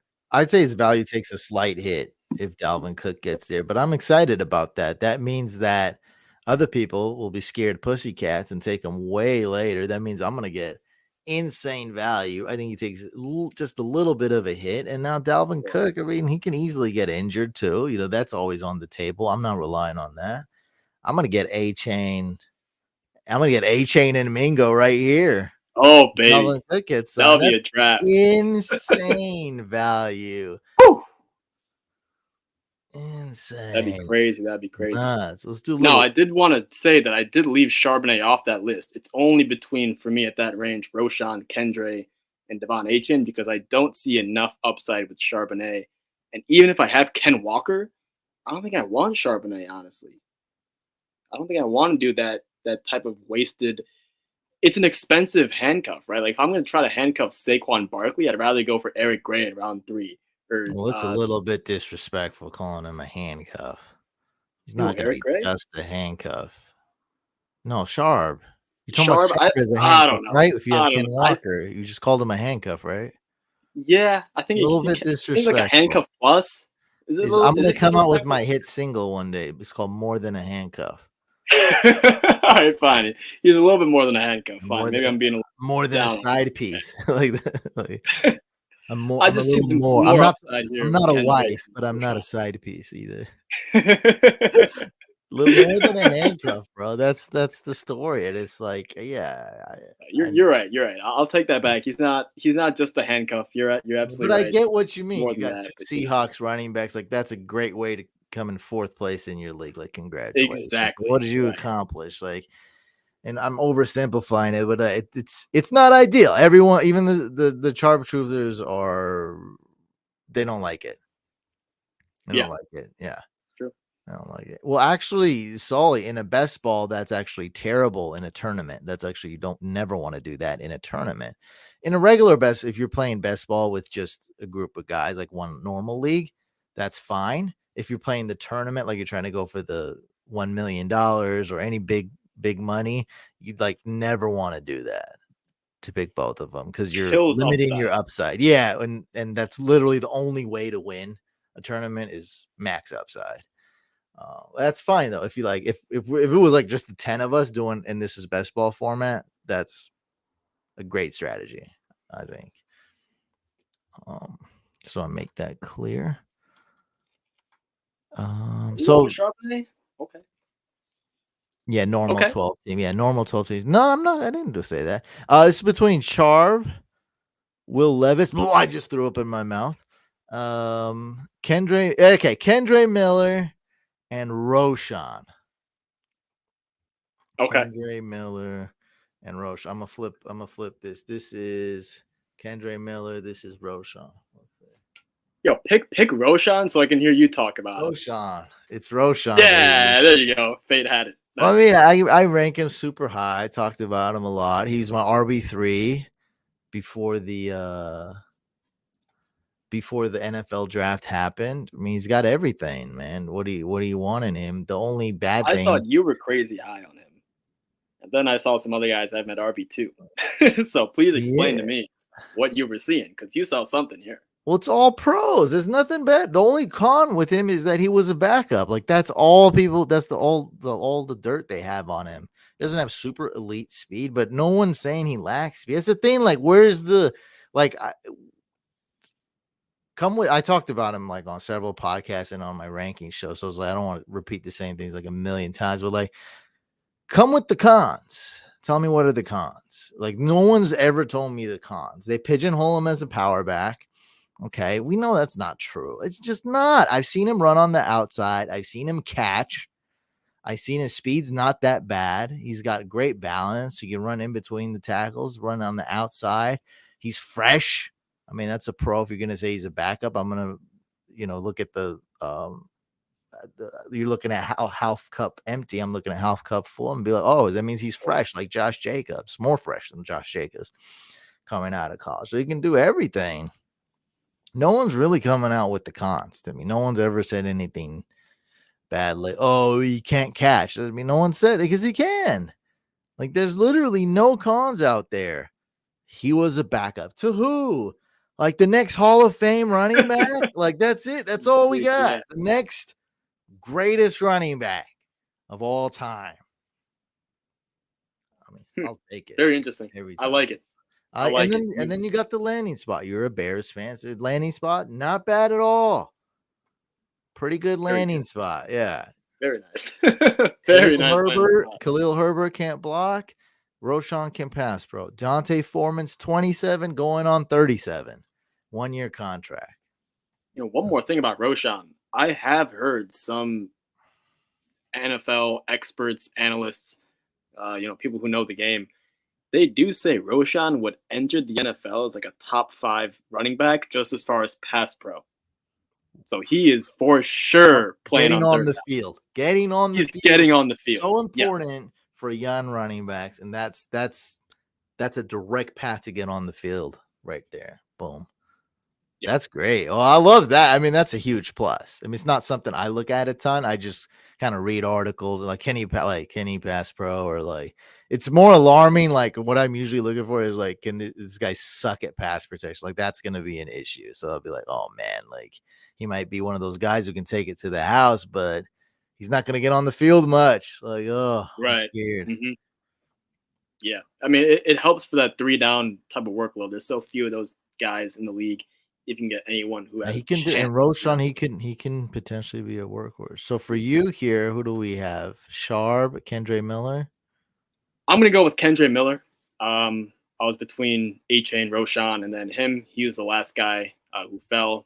If I have Alvin Kamara, this would be a home run pick again with that suspension. Even if I don't have Alvin Kamara, we talked about with Roschon, one of those guys who like, hey, maybe not win this year, but win next year.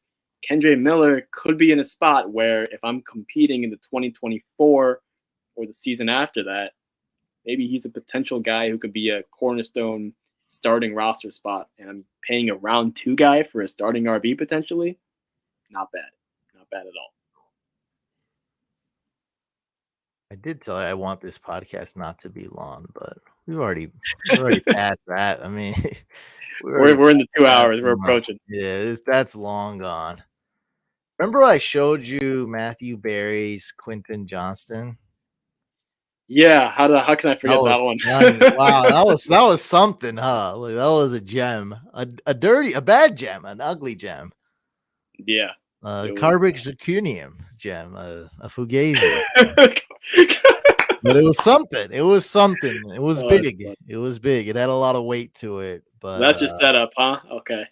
No. I'm just he interviewed a bunch of still. I want you to watch the Kendre Miller one. This is a good one. This is okay. Yeah. So it's to pump up Kendre Miller. It's a positive for him. Now Kendre Miller, if you guys haven't heard him talk, he's very cocky. He's got a I don't want to say attitude. He's got a bit of he's kind of a jerk. Kind of cocky. I like it though. Not anything, not over cocky, like not like, oh, I'm a Hall of Famer. Not that type of cocky, but he's just very confident. He's like, bro, give me the ball. I'm gonna tear it up, and I know it 100%. That's the type of cocky, and I kind of like that. I think it's fine. I mean, he's hungry. I like that, and he really wants to showcase his skills. So just watch this. I think this is a really cool clip, and may have even caused me to like Kendre Miller just a little bit more after watching, and I've heard him talk on a lot of other places too. Let me cue this up. Give me a second, guys. I got to turn on the sound. That's why. Sure. While you cue it up, I'm going to say real quick. If I told you, hey, Couch, you have the opportunity to play the single position in football that you get killed at the most, and it pays you the least, would you do it? Who would say yes, right? That's what running backs do. So you got to be wired a little bit differently. So when you're telling me a guy is wired like one way that people won't like, well, I'm going to say, hey, man, for this type of position, you got to be not a weirdo, but you got to be wired a little bit. You got to think a little. You're going to see a brick wall, and for some reason in your head, you go, I'm going to run really fast through that brick wall. Yeah. That's a running back. So, yeah, it's different. It's very odd to see that in a quarterback. That's one of the reasons why the Niners didn't draft Aaron Rodgers. He was wearing sunglasses, and he looked cocky. That's it. Yeah, too much hair gel. Cash would take any role that. Well, you might turn into dust when you get hit, though. That was always my concern. Like I'd turn into a bunch of floating sand particles if I got hit. So, that's why. Like literal dust. Okay. Yeah, I would. Yeah, it wouldn't be good. You'd be trying to pick me up and just be a bunch of sand just going through your fingers. I wouldn't be there anymore. All right, here's the clip of Kendre Miller. Let me know if you got sound. Give me a thumbs up. But I don't think people appreciate you're a pretty good pass catcher as well. And obviously the Saints have one of the most versatile running backs in the NFL in Alvin Kamara. Have they talked to you at all about in terms of trying to use your versatility? Yeah. So every day I catch on the tennis ball machine, and they were very impressed. I was like, man, like you got natural hands, and like in our system at TCU, I wasn't asked to catch the ball a whole lot. I mean, we had dominant receivers, and Max, he can run, so we weren't asked to catch a whole lot. So a lot of people don't see the catching ability. But it's definitely on film at times when the ball's thrown to me. So yeah, I'm ready to show everybody. Yeah, it's fantastic. It's interesting. So they give us these bios, for all the players, because I'm interviewing 40 people today, and so under your bio they have like fun facts or whatever, and it says Kendre Miller's favorite player growing up was Jerry Rice. All right, whatever. That part suck. You'd think it'd be interesting. I've heard enough. Yeah. So natural hands. Natural hands. And I'll tell you what he sounds confidence. like, Couch. He sounds like one of the best football players on this team. That's how they talk. Like they talk different. They talk like, yeah, I can do this. Like put the ball in my hand. Like you were saying, put the ball in my hands. I'll tear it up. Like he definitely has that demeanor to him. Yeah. And he talks like he's been one of the best guys on his football team. So, like you were saying, makes me more excited about him for sure. Don't know about his route running, but I do believe he has natural hands. I actually looked at the stats. Okay. Not bad. He got some receptions, and so hey, that's another plus. So he wasn't supposed to be a starter, and he was forced to because he earned it. Honestly, that's another thing. He's hungry. I like. He's hungry. Oh yeah. Yeah. So that's that was you who picked Kendre Miller. That's a great pick. I think Kendre Miller, 14th overall. I guess it's between Charb and Will Levis for me. Okay. I'm gonna go with Charb. Are we going running back position wise, or like what's the reasoning here? Overall? Well, that's it, just the best. Yeah, just blind. I'm just kind of picking kind of blindly. I mean, if I'm going by team 5, I did pick JSN before. Sure. But I don't know the team. Just kind of blind. We're kind of just in a way just doing kind of rankings in a way, a little bit loose rankings, just to have a visual up. But Charb, and I didn't get him in the rookie draft we just did. Now's my time to do right and get Charb. So this would normally be the range where I would start sending out offers for Tucker Kraft. But God, don't do it again. I'm not gonna do it. Don't worry. As much as I don't like this guy, I've been talking pretty much down on him the whole time. There is a little bit of a process that I don't want to say I believe in, but I do think it does have some merit to it, and that is picking the round 1 wide receiver. So I'm going to go ahead and follow that, and I don't like it, but if you're telling me I'm getting Quentin Johnson at the 2.6, which is what, 16th overall, 15th overall? 16th overall. I'm okay with it. This will never happen, by the way. It'll never happen, yeah. But you know what? This is it. Everyone's got a price. That's my price. So not Will Levis, huh? Not the future franchise quarterback of the Titans? I'll take a shot on a guy who could be the wide receiver for Justin Herbert. He's a good yak guy, too. He's gonna get plenty of opportunities. Okay. I would think so, yeah. I would think so. Okay. Yeah, that process is all about finding a receiver who has an opportunity to get an opportunity. So that's why they like the first round status there and so on. Now it gets a little bit kind of wild, right? Because now the running backs that we like are kind of gone. The receivers are thinning out. It's between Will Levis, maybe Laporta. I have Laporta lower, though. And Josh Downs. So Levis, Laporta, and Josh Downs. And I'm going to take a jar of used mayonnaise right now and dump it all in my coffee. I think this is a good value for Will Levis. He doesn't suck. Let's remember that. He's falling because he's having tough times at OTAs. We don't want to overreact to that. I am terrified. He's more of a no than a yes to me, but we're talking 17th overall. Like, where's the right? You said you just drafted your most hated guy right now, QJ. When This is the spot for it. Yeah. when am I not when am I gonna take? He was invited to the green room. Like, when am I gonna take this guy in Superflex? I'm like round 3. That's insane. Like, let's be We're not within doing the that. reality. I mean, once we're approaching late round 2. I think you got to take him there. So, I'm taking Will Levis. As much as I hate the prospect, I completely agree with the reasoning. I mean, this is super flex. So even if he's a starting quarterback, I mean, you still got yourself very decent value for it. I posted a tweet a few days ago, or was it on my video? And it was on my video. It was on my rankings video, and I was like, "Look, guys. I mean, I think I tweeted it as well. I was like, "Look, guys, Will Levis is almost impossible for me to scout." But I compared him to when I had to scout Daniel Jones and Jordan Love, a guy with not a lot of teammates. They both can run. They all can run too. It's like it's very similar. So not the biggest school, like what Kentucky. I forget Jordan Love's. And then Daniel Jones was Duke. Like they're big schools, but not like not football schools. I got you. Yeah, not football schools.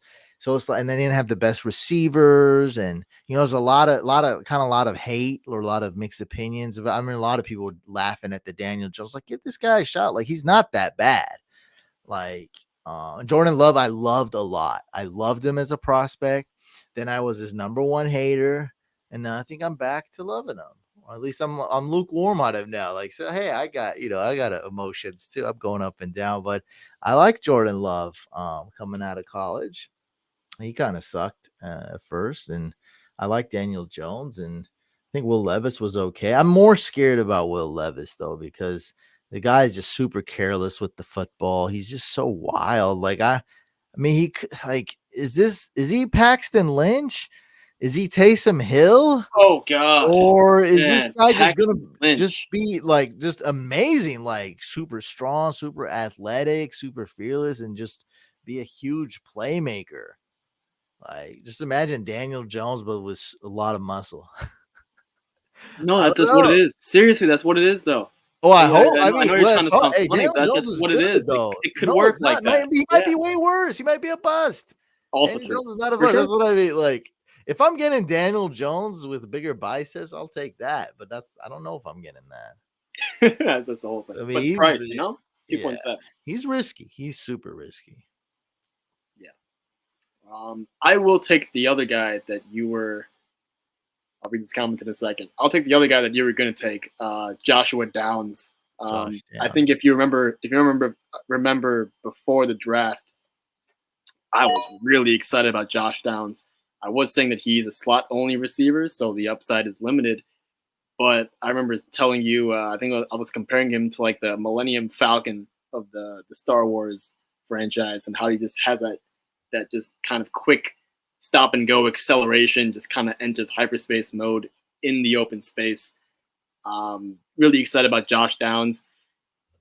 Landing spot, I think the world likes the landing spot more than I do, just because I for sure see him limited with, 1, Michael Pittman being the primary there, and then 2, we talked about Anthony Richardson as a thrower of the football. It's not the best. It's not a passing team. It's not going to be the 5,000-yard Peyton Manning show there. Like, exactly. AR, JT, AR. That's going to be the focal point.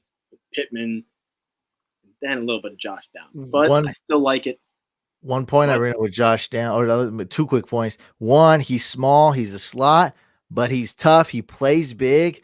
Great contested catcher when that means touchdowns. So he's a slot that can actually catch those the tough touchdowns. He can actually get touchdowns. He plays much bigger than he is. And then on top of that, we have no tight end room there. We have 3 guys that don't amount to 1. One guy's name is Cox. One guy's name is Woods. And the other guy's name is Granson, who might not even be on the team. Granson, Woods, and Cox. All right. Like, that's it. There's nothing there. I think there's probably another tight end. Sorry. I probably forgot who he was. Probably another tight end, but yeah, who cares? Well, yeah, maybe, don't waste time looking his name up, because who cares? There's no tight end room there. So Josh Downs. Okay. Josh Downs and Michael Pittman are the tight ends. They're the best catching tight ends. They're the entire, They're the the entire offense. receivers and the tight ends. Oh, you got Alec Pierce there too, but like I mean that's a plus. Yeah, not the best landing spot. Yeah, it is what it is. Yeah, here I have no idea who to draft. I'll just make a pick. So we got Jaden Reed, and we. Do you not like Marvin Mims? I'm not on the Marvin Mims hype. It's a great value for him here. Yeah, we do think Russell Wilson will turn things around. If we do, that's going to be a great deep ball. Like that could be great. Cortland Sutton future is very shaky. We have no idea what's happening with him. But I think I'm going to go Sam Laporte. I did just draft Addison if I'm team 9, I guess. So I'm going to get Sam Laporta here. Marvin Mims, you'll probably take him at the next pick. So you'll look cool. I'll take Mims. I'll take Mims right now. You'll look cool taking him here. 20 overall. That's great. Love it. Now, Tucker Kraft didn't go. I do want to say I'm very high on him, if you guys didn't know. I wanted to throw that one out there. Yeah, and I totally agree with Joe here. Is that Kraft? I love him because of that value. Like, you compared him to Kittle, right? Yeah, that's what I see. I think sort of that draft capital and where he's going in fantasy could sort of be compared to Kittle as well. Kittle is a total sleeper. 100%. He wasn't getting drafted high, so it's like, I was one of the few guys who was actually playing Dynasty back in 2017, doing rookie drafts. I got him undrafted, George Kittle. So I got Kittle in that Dynasty league in our startup. Okay. I just took a flyer on him. I was like, I've heard some hype about him, and I was like, let me just, it's a good. I don't know what round 11. I don't know what it was, something crazy like that. And I was like, let me get. It was probably his third year, so second or third year in the league, and so I probably third. And then I took him there, and then boom, like it hit. And so that's why I like Kraft because of the value. He's your guy. I get it. But I agree with Joe here. That's when we're getting this guy early round 4 a lot of times, and it's like, oh my God, with that, talk about upside. That's how you win leagues. It's not really a crazy. Oh, I need to begin it. If Sully still wants to pick, I hope he does. It's not really that many crazy formulas to win in your league. If you draft these big hit players, the players that hit big in the late rounds, that's how you win. Lamar Jackson year 2, or me that I always bring up with Josh Allen year 3, won me a ton of leagues.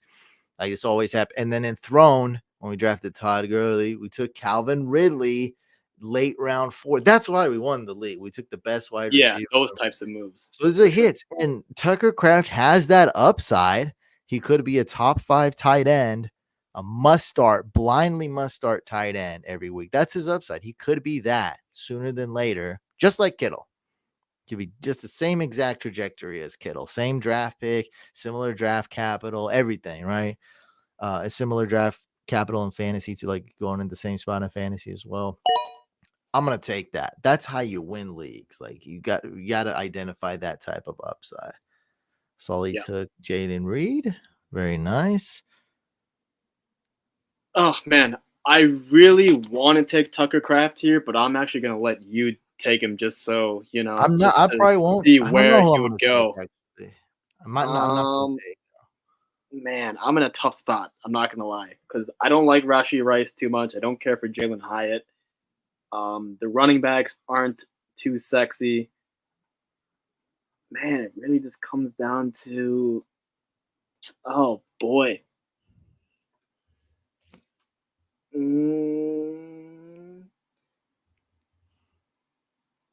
Okay, how about this one? Decent draft capital. He's on a team, Houston. I'm talking Tank Dell. So decent draft capital. He's on a team where Tank Dell. Dell. Not the other Tank. You took not the other Tank. He's 165 pounds. Yeah, I know. He's gonna be an extreme outlier. I know. I was getting to that. But let's talk about the positives.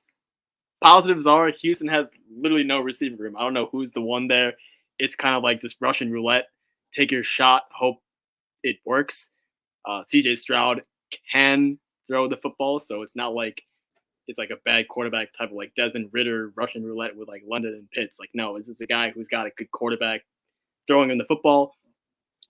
He's got a puncher's chance. I think any of these guys at Houston right now, if you like Xavier Hutchinson, if you like Nico Collins, if you like 165-pound at 5'8", super outlier Tank Dell, I think all of these guys have puncher's chances at being a decent producer in this offense.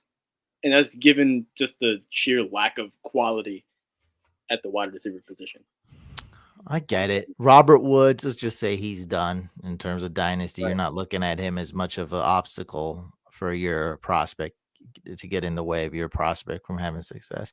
John Mechie, I mean, total wild card. Nico Collins, I don't think anybody quite expects him to do well. People are sort of writing him off already. Xavier Hutchinson. Then we got Tank Dell. You got your boy Amari Rogers. We've been off that hype train. We got off that train a long time ago. Got off of that one. I was never on it, thankfully. That was all me. That was a one-man band. Yeah, it's a one-man solo rider.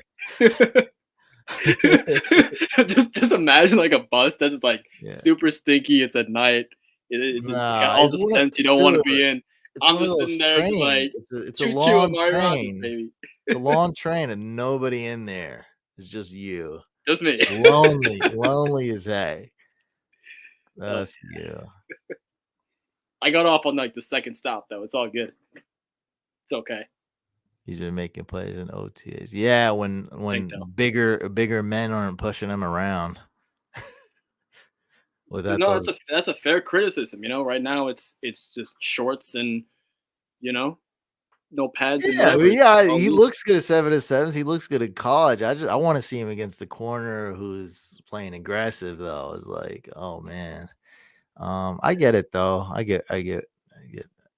And he's tied to CJ Stroud, who's not bad. So they have hope there. He can distribute a little bit around too, so he'll get some opportunities. I like Tucker Kraft and I like Chase Brown. That's tough. If I'm playing with team 3 here, I don't even have a wide receiver, but I'm not taking any of these guys. Actually, I am. Actually, yes. Michael Wilson? Yeah, because I went RB and QB, just kind of going off that, I probably would want a wide receiver. So I'm going to take my guy, Michael Wilson. The other 2 options would have been Tucker Kraft, and I was about to go Chase Brown. To me, just slightly too early for Chase Brown. And a lot of his upside to me is if Mixon screws up and gets suspended or misses time or something. So because Mixon's still there as of today, I'm taking Alpha X wide receiver. His body is more similar to Mike Williams. He runs route more like Keenan Allen, though. Yes. Michael Wilson, super sleeper of the draft. Only worry is, can he stay healthy? Because I'm sure this guy will have a quarterback one way or another, whether it's Kyler or they're really kind of solidified to get a quarterback if they want next year, because they have 2 extremely high draft picks. They got their pick, the Cardinals pick, and they have the Texans pick. They'll get a quarterback if they want, or they can easily get a quarterback if no matter what happens. You could easily trade up too. Like it's there, or maybe Kyler stays healthy. Yep. Oops. I like it. I was eyeing Michael Wilson. I was thinking about it. I figured it was too early, and also I knew he was your guy, so I wanted you to definitely pick him. Dude, if it's round, I've definitely made him my guy too, though, for sure. I'll tell you that. I'm definitely on him as well. You're talking about Tank Dell, for example. Like you're just talking about pure upside. Like he can be a punt returner and be nothing, and he can end up being like worse than Tavon Austin, or he could be good. And Michael Wilson is like, to me, is like, I think he'll be really good if he stays healthy. So like that's my only worry. So definitely I'm taking it. A guy again in round 3 with that round 1 potential. For sure. So again, here I'm always going to be thinking Tucker Kraft, but I don't want to be the guy. I want to let you, pick where he goes. Pencil me in for a running back. I'm going to ask you though, which one should go first? Should the backup projected penciled in backup to Travis Etienne? So that'll be Tank Bigsby. Or should I go with Joe Mixon's backup in Chase Brown? I honestly have no idea which one to take first. I think if my memory serves me correctly, Tank Bigsby had better draft capital. If I'm grading them out just as prospects, I do prefer Tank Bigsby as a talent a little bit more. But situation-wise, I think Chase Brown might have today, knowing the information we have today, I think Chase Brown might have a better shot to start just because Joe Mixon is still up in the air-ish. Like, we don't really know for certain. So I think I'm going to go with Chase Brown, but just kind of know in my mind that I'm not too sure about this one. But it's definitely between these two running backs, projected RB2s with starting upside with only one injury to their depth chart. So I'm going to go Chase Brown here, and I'm going to assume you're going Tank after, but we'll see. Yeah, I think Tank Bigsby's landing spot is absolute garbage. It's so bad. Yeah, no, definitely. Sure. I think it just comes down to that. It's so bad. Like, it couldn't be much worse. So I would probably go Chase Brown as well. Looking at my video here, I do have Chase Brown ranked 19. And let me see. Tank Bigsby maybe on the next page. So low. Yeah, I just hate his landing spot as well. And I liked him as a prospect. Yeah, sure. Oh, definitely. That's the thing. Like, you're gonna kind of have to rely on Etienne getting hurt. There's so many weapons on that team. It's like, this guy's gonna do nothing, man. He's not gonna be good in PPR. He's just gonna have this insanely low upside. Sure. And yeah, I guess. Yeah, but Mixon's been getting into a lot of trouble. And that's the whole thing. That's the idea. I do like Chase Brown's talent, though. He just doesn't look like a workhorse, but I love the talent there. I love the potential there. So it's not just like he's a guy behind Mixon to me. I really do like Chase Brown, just a little bit more risky. I mean, we're in that range, right? We're not usually not going to find like Adrian Peterson's here often. Right. Maybe someone gets lucky, gets the next Austin Eckler, but yeah. He went undrafted. Yeah, that's hard. Hey, we did Elijah Mitchell. We would have hit so hard on if he stayed healthy, though. But oh my god, that's really this is Elijah Mitchell range is what's crazy. Like, he was so good. He was killing it. So yeah, right here we got Tank Bigsby and Tucker Kraft. I think between those two, I think I'm gonna go Tucker Kraft. Okay, cool. So I'll finally take him, and it's not that big of a reach now. It's a tiny reach. Yeah. I can't. This next pick though, I am gonna reach a little bit. Where is he ranked? Oh my, he's ranked so low. Oh my god! Wow. Sleepers disrespecting big time. You tell me if this one's a reach. I'm gonna go with Zach Evans here. Zach Evans, and it has nothing to do with. Yeah, not really. Okay, it's got nothing to do with. That's cool with me. I thought it would be a reach, but if you're saying it's not, then I'm cool. He's ranked third over. Oh no, he's third running back, but he's ranked somewhat. Yeah, not. I mean, it's a slight reach in ADP maybe, but it's at that range to where, sure. So what if you pick him 4 picks early? That's like what it is. Yeah. Sure. Again, it has nothing to do with Zach Evans, the player or the prospect, but has everything to do with the situation in Los Angeles. Cam Akers, I do not believe in his Achilles to hold up. And who else? They saw like Darrell Henderson or whoever. Like, no, he's been exiled a long time. Nobody. Who else do we even have? Like, it's nobody. Yeah, so there you go. Kyron Williams, I think. Yeah. That's it. That's who they got. So it's no good there. So I'll go ahead and take Zach Evans just for the opportunity to get an opportunity at this stage in the draft. So a guy that I made fun of for drafting Rashee Rice.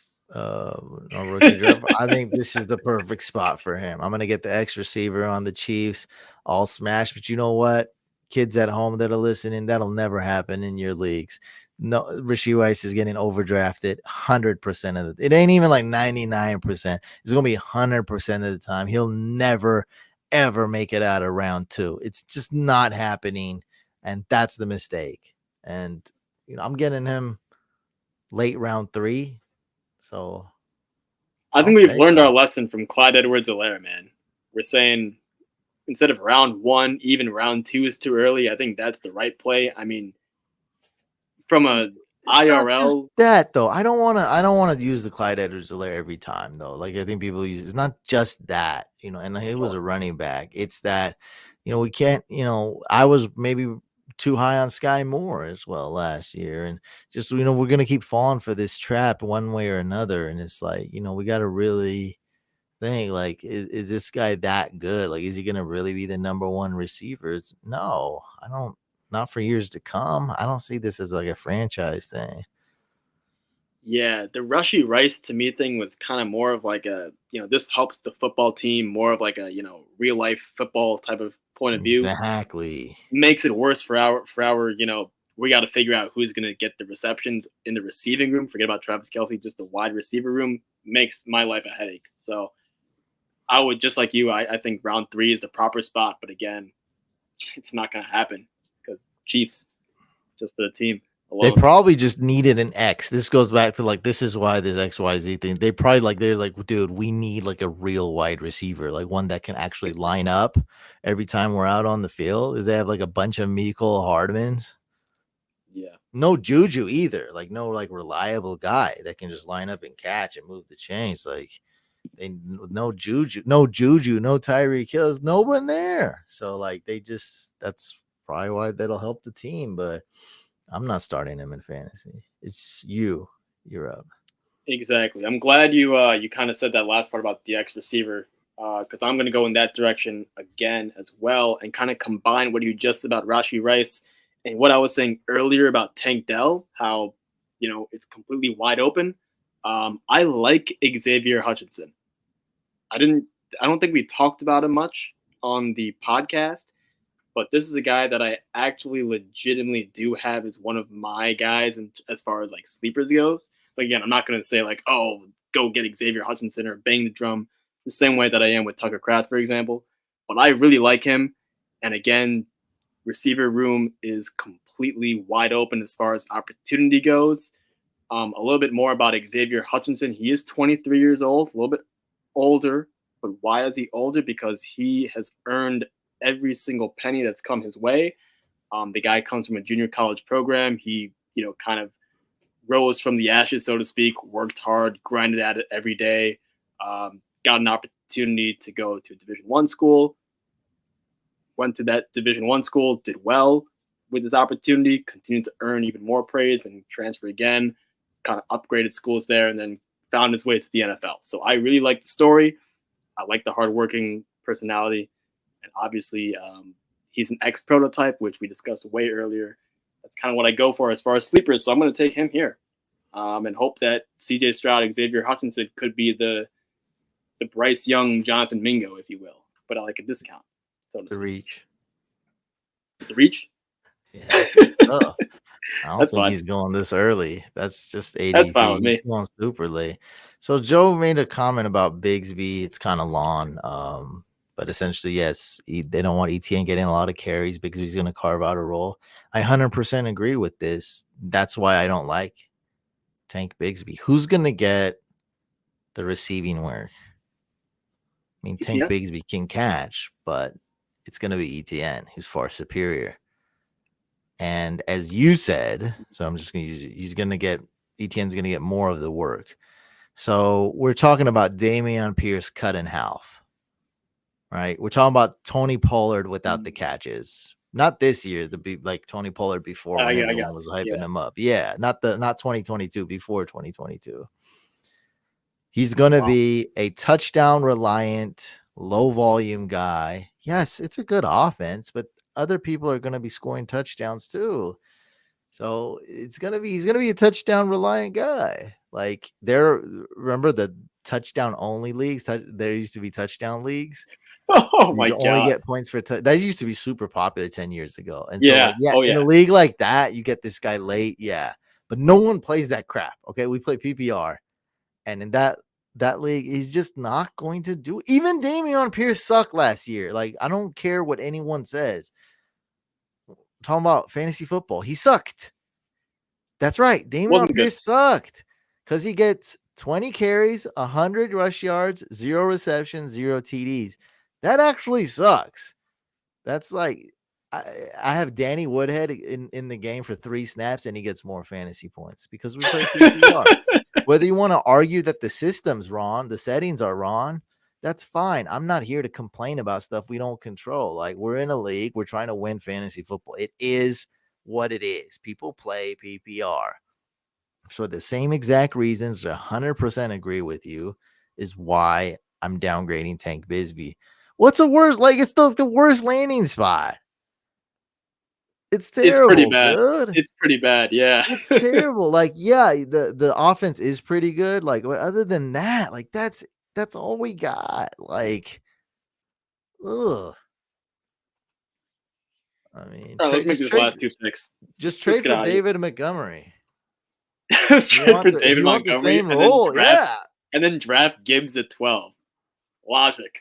Science. Beautiful. Draft Gibbs at 12. Oh no, I mean, I'm just saying, like, he's like everyone, ETN's kind of like, I'm just comparing, ETN's kind of like Gibbs, and then Montgomery's kind of like Tank Bigsby. At least we've seen what David Montgomery can do.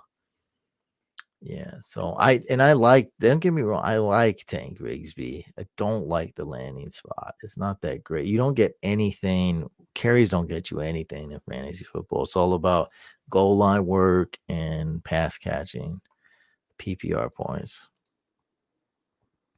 Yeah, that's all. He's like, yeah, he'll get goal. So that when he gets the touchdowns, he'll be good. When he doesn't, he'll be nothing, man. I don't want a guy giving me 7 fantasy points. Sounds like a worse version of A-Chain. Same inconsistency, but lower upside. Yeah, well, A-Chain, he catches. So I guess I don't really like that comparison because A-Chain's going to be like catching a lot. Points, consistency, and fantasy production, that type of stuff. Yeah, because the only going to be consistent. Consistency could be similar, sure. Yeah, I think Bigsby's going to have those games where he two touchdowns at the goal line. Exactly. Punches it in. He'll have the multi-touchdown games, and then he'll have the games where he doesn't get any 0 reception games, 0 receptions, 0 touchdowns, and those games are going to lose you weeks in fantasy. That being said, I'm taking him right here. I still like him. I like the talent. I like the talent. I like the team. 3.09. I think that's great value for him. That's a smash. I like it too. I like it. I'm assuming this is gonna be the last pick here. Yeah. Let's do it just so I can talk about it. No, let's your last pick will be 4.02. Just trust me. Yeah. Okay. Let's do Izzy here then. Izzy Abanikanda. Again, going for an opportunity to get an opportunity. Breece Hall coming off an injury. Could be great. Could be just good. Abanikanda at this price, I think, is acceptable. Not exciting. Obviously, none of these players at this range. Talk about volatility. I think this is a very volatile. Yeah, right. But hey, I mean, there's all the good rookies are taken. Let's see if Sully makes a pick here. Hopefully, Sully. He just typed something 4 minutes ago. So this will be your last pick, Sully, and then we'll all make a pick. And then I'm gonna let the computer finish out round 4 just so we have a complete draft board. For sure. Cedric Tillman, 31 overall. Sounds like good value. Sounds kind of late. We don't do 10-team leagues, so I'm having trouble with the math here. Like, I always go with a 12-teamer. Same, dude. So 12 I don't know, but it seems like good value. I mean, Hyatt would have went by now. I don't know. Tajay Spears, these guys usually go way earlier. Tajay Spears and Jalen Hyatt still on the board. He's linked up to Deshaun Watson, so that is definitely promising. Amari Cooper, which is the position we're talking about, XYZ, whatever. Beta X. You replace, it'll be Amari Cooper, right? The Beta X. So I like it. This is definitely one of those developmental picks. And he's saying in the chat right now, about where he goes, and I prefer him over Hyatt. I do as well. And Talk I about a do, volatile guy. That's yeah. Talk about Hyatt is volatile. he's like a wild card. He's an unknown, and I'm projecting him to be extremely volatile. I don't disagree, Couch. I don't disagree. For my last pick, I am going to just because I want to talk about him.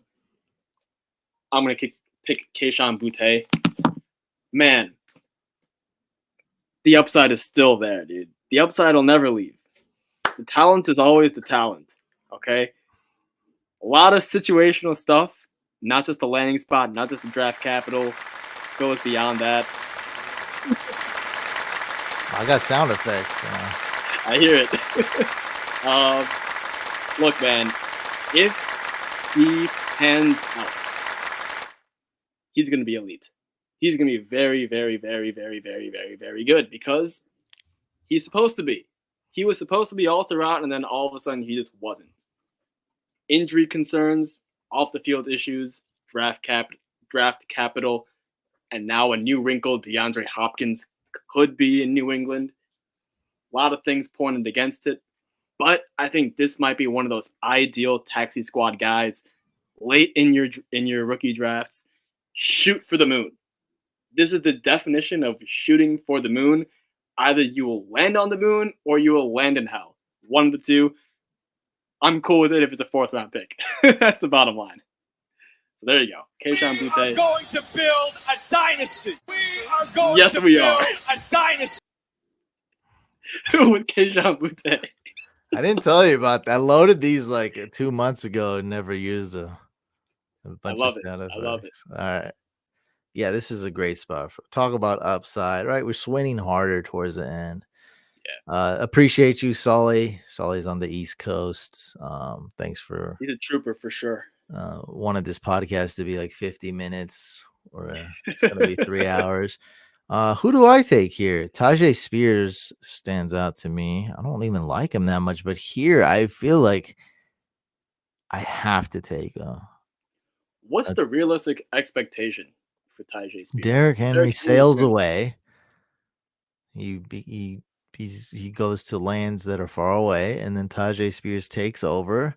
And then before anybody knows, I'm going to trade him away, and then he'll be replaced by someone else. That's the upside. That's the dream, baby. That's the dream. Okay. That's the dream. That's buy how you low, do sell it. high. You heard it here. Straight cash, homie. See? I love these sound effects. Thank you. You're already love playing them out. We're gonna make them old. At the end of this fight, they're already gonna be annoying. But yeah, Drew's gonna be handling that when he comes back. I showed him that. Like I loaded a bunch. We can load some more in. I got a bunch of them though. Nice. All right, I'm drafting Tajay Spears, and then we're gonna let it run. We won't tell anybody. We'll cheat at the end. Nobody will have to know though. Sounds good with me. There goes Hyatt. Deuce Vaughn. It looks real. It looks real. It looks. That's what I'm saying. This looks very real. It's very real. Perfect. There we go. Oh, Darnell Washington. Nice. Oh, well, Nice. some noob doesn't pick him though. Like it does happen. Oh yeah. He's been picked early every time. Seems like so. It's like Yeah. Look at this guy. There it They're is. right here. No Like, problem. hey. Yeesh. I think that went earlier than in our mock, and this is a high stakes dynasty league. with 4.0. free agents. Dude was spending $250 plus deposit for next year. So he's spending like $350 just throwing his money away. Do we get points for pancake blocks? Oh boy. He got Stroud, this guy Dirt Road Boys. He got Stroud, which is good. And then he got Will. Oh my god, dude. Wow. Anyway, Will, how bad do you Wow. need a quarterback? This guy picks 2. I mean, odds are 1 will hit. That's what odds say. Got How 1 down, right? bad?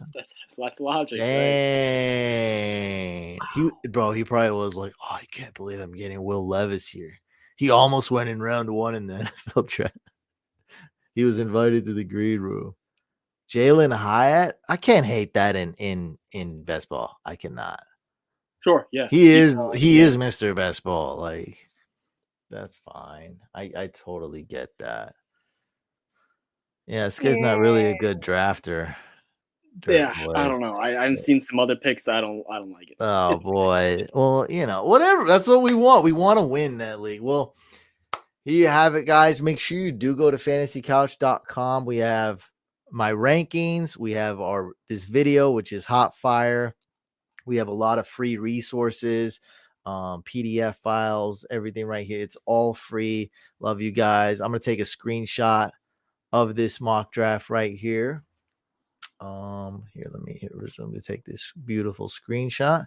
Here's the mock draft we did. This looks like a real draft. I think this is very good, huh? Like if you're looking at a 10-team draft, like to kind of see where people are going and this and that. I think this is a good thing to kind of look at here. Appreciate you, Solly. Appreciate you, Sue Shane, aka Coach Sush, aka the Dynasty Day Trader. All right, guys, we'll see you on the next one. And the next one's going to be juicy. I think we're going to do that. Special podcast. Okay. It's going to be different, but tune in to find out what that is. No spoilers. All right, guys. Peace.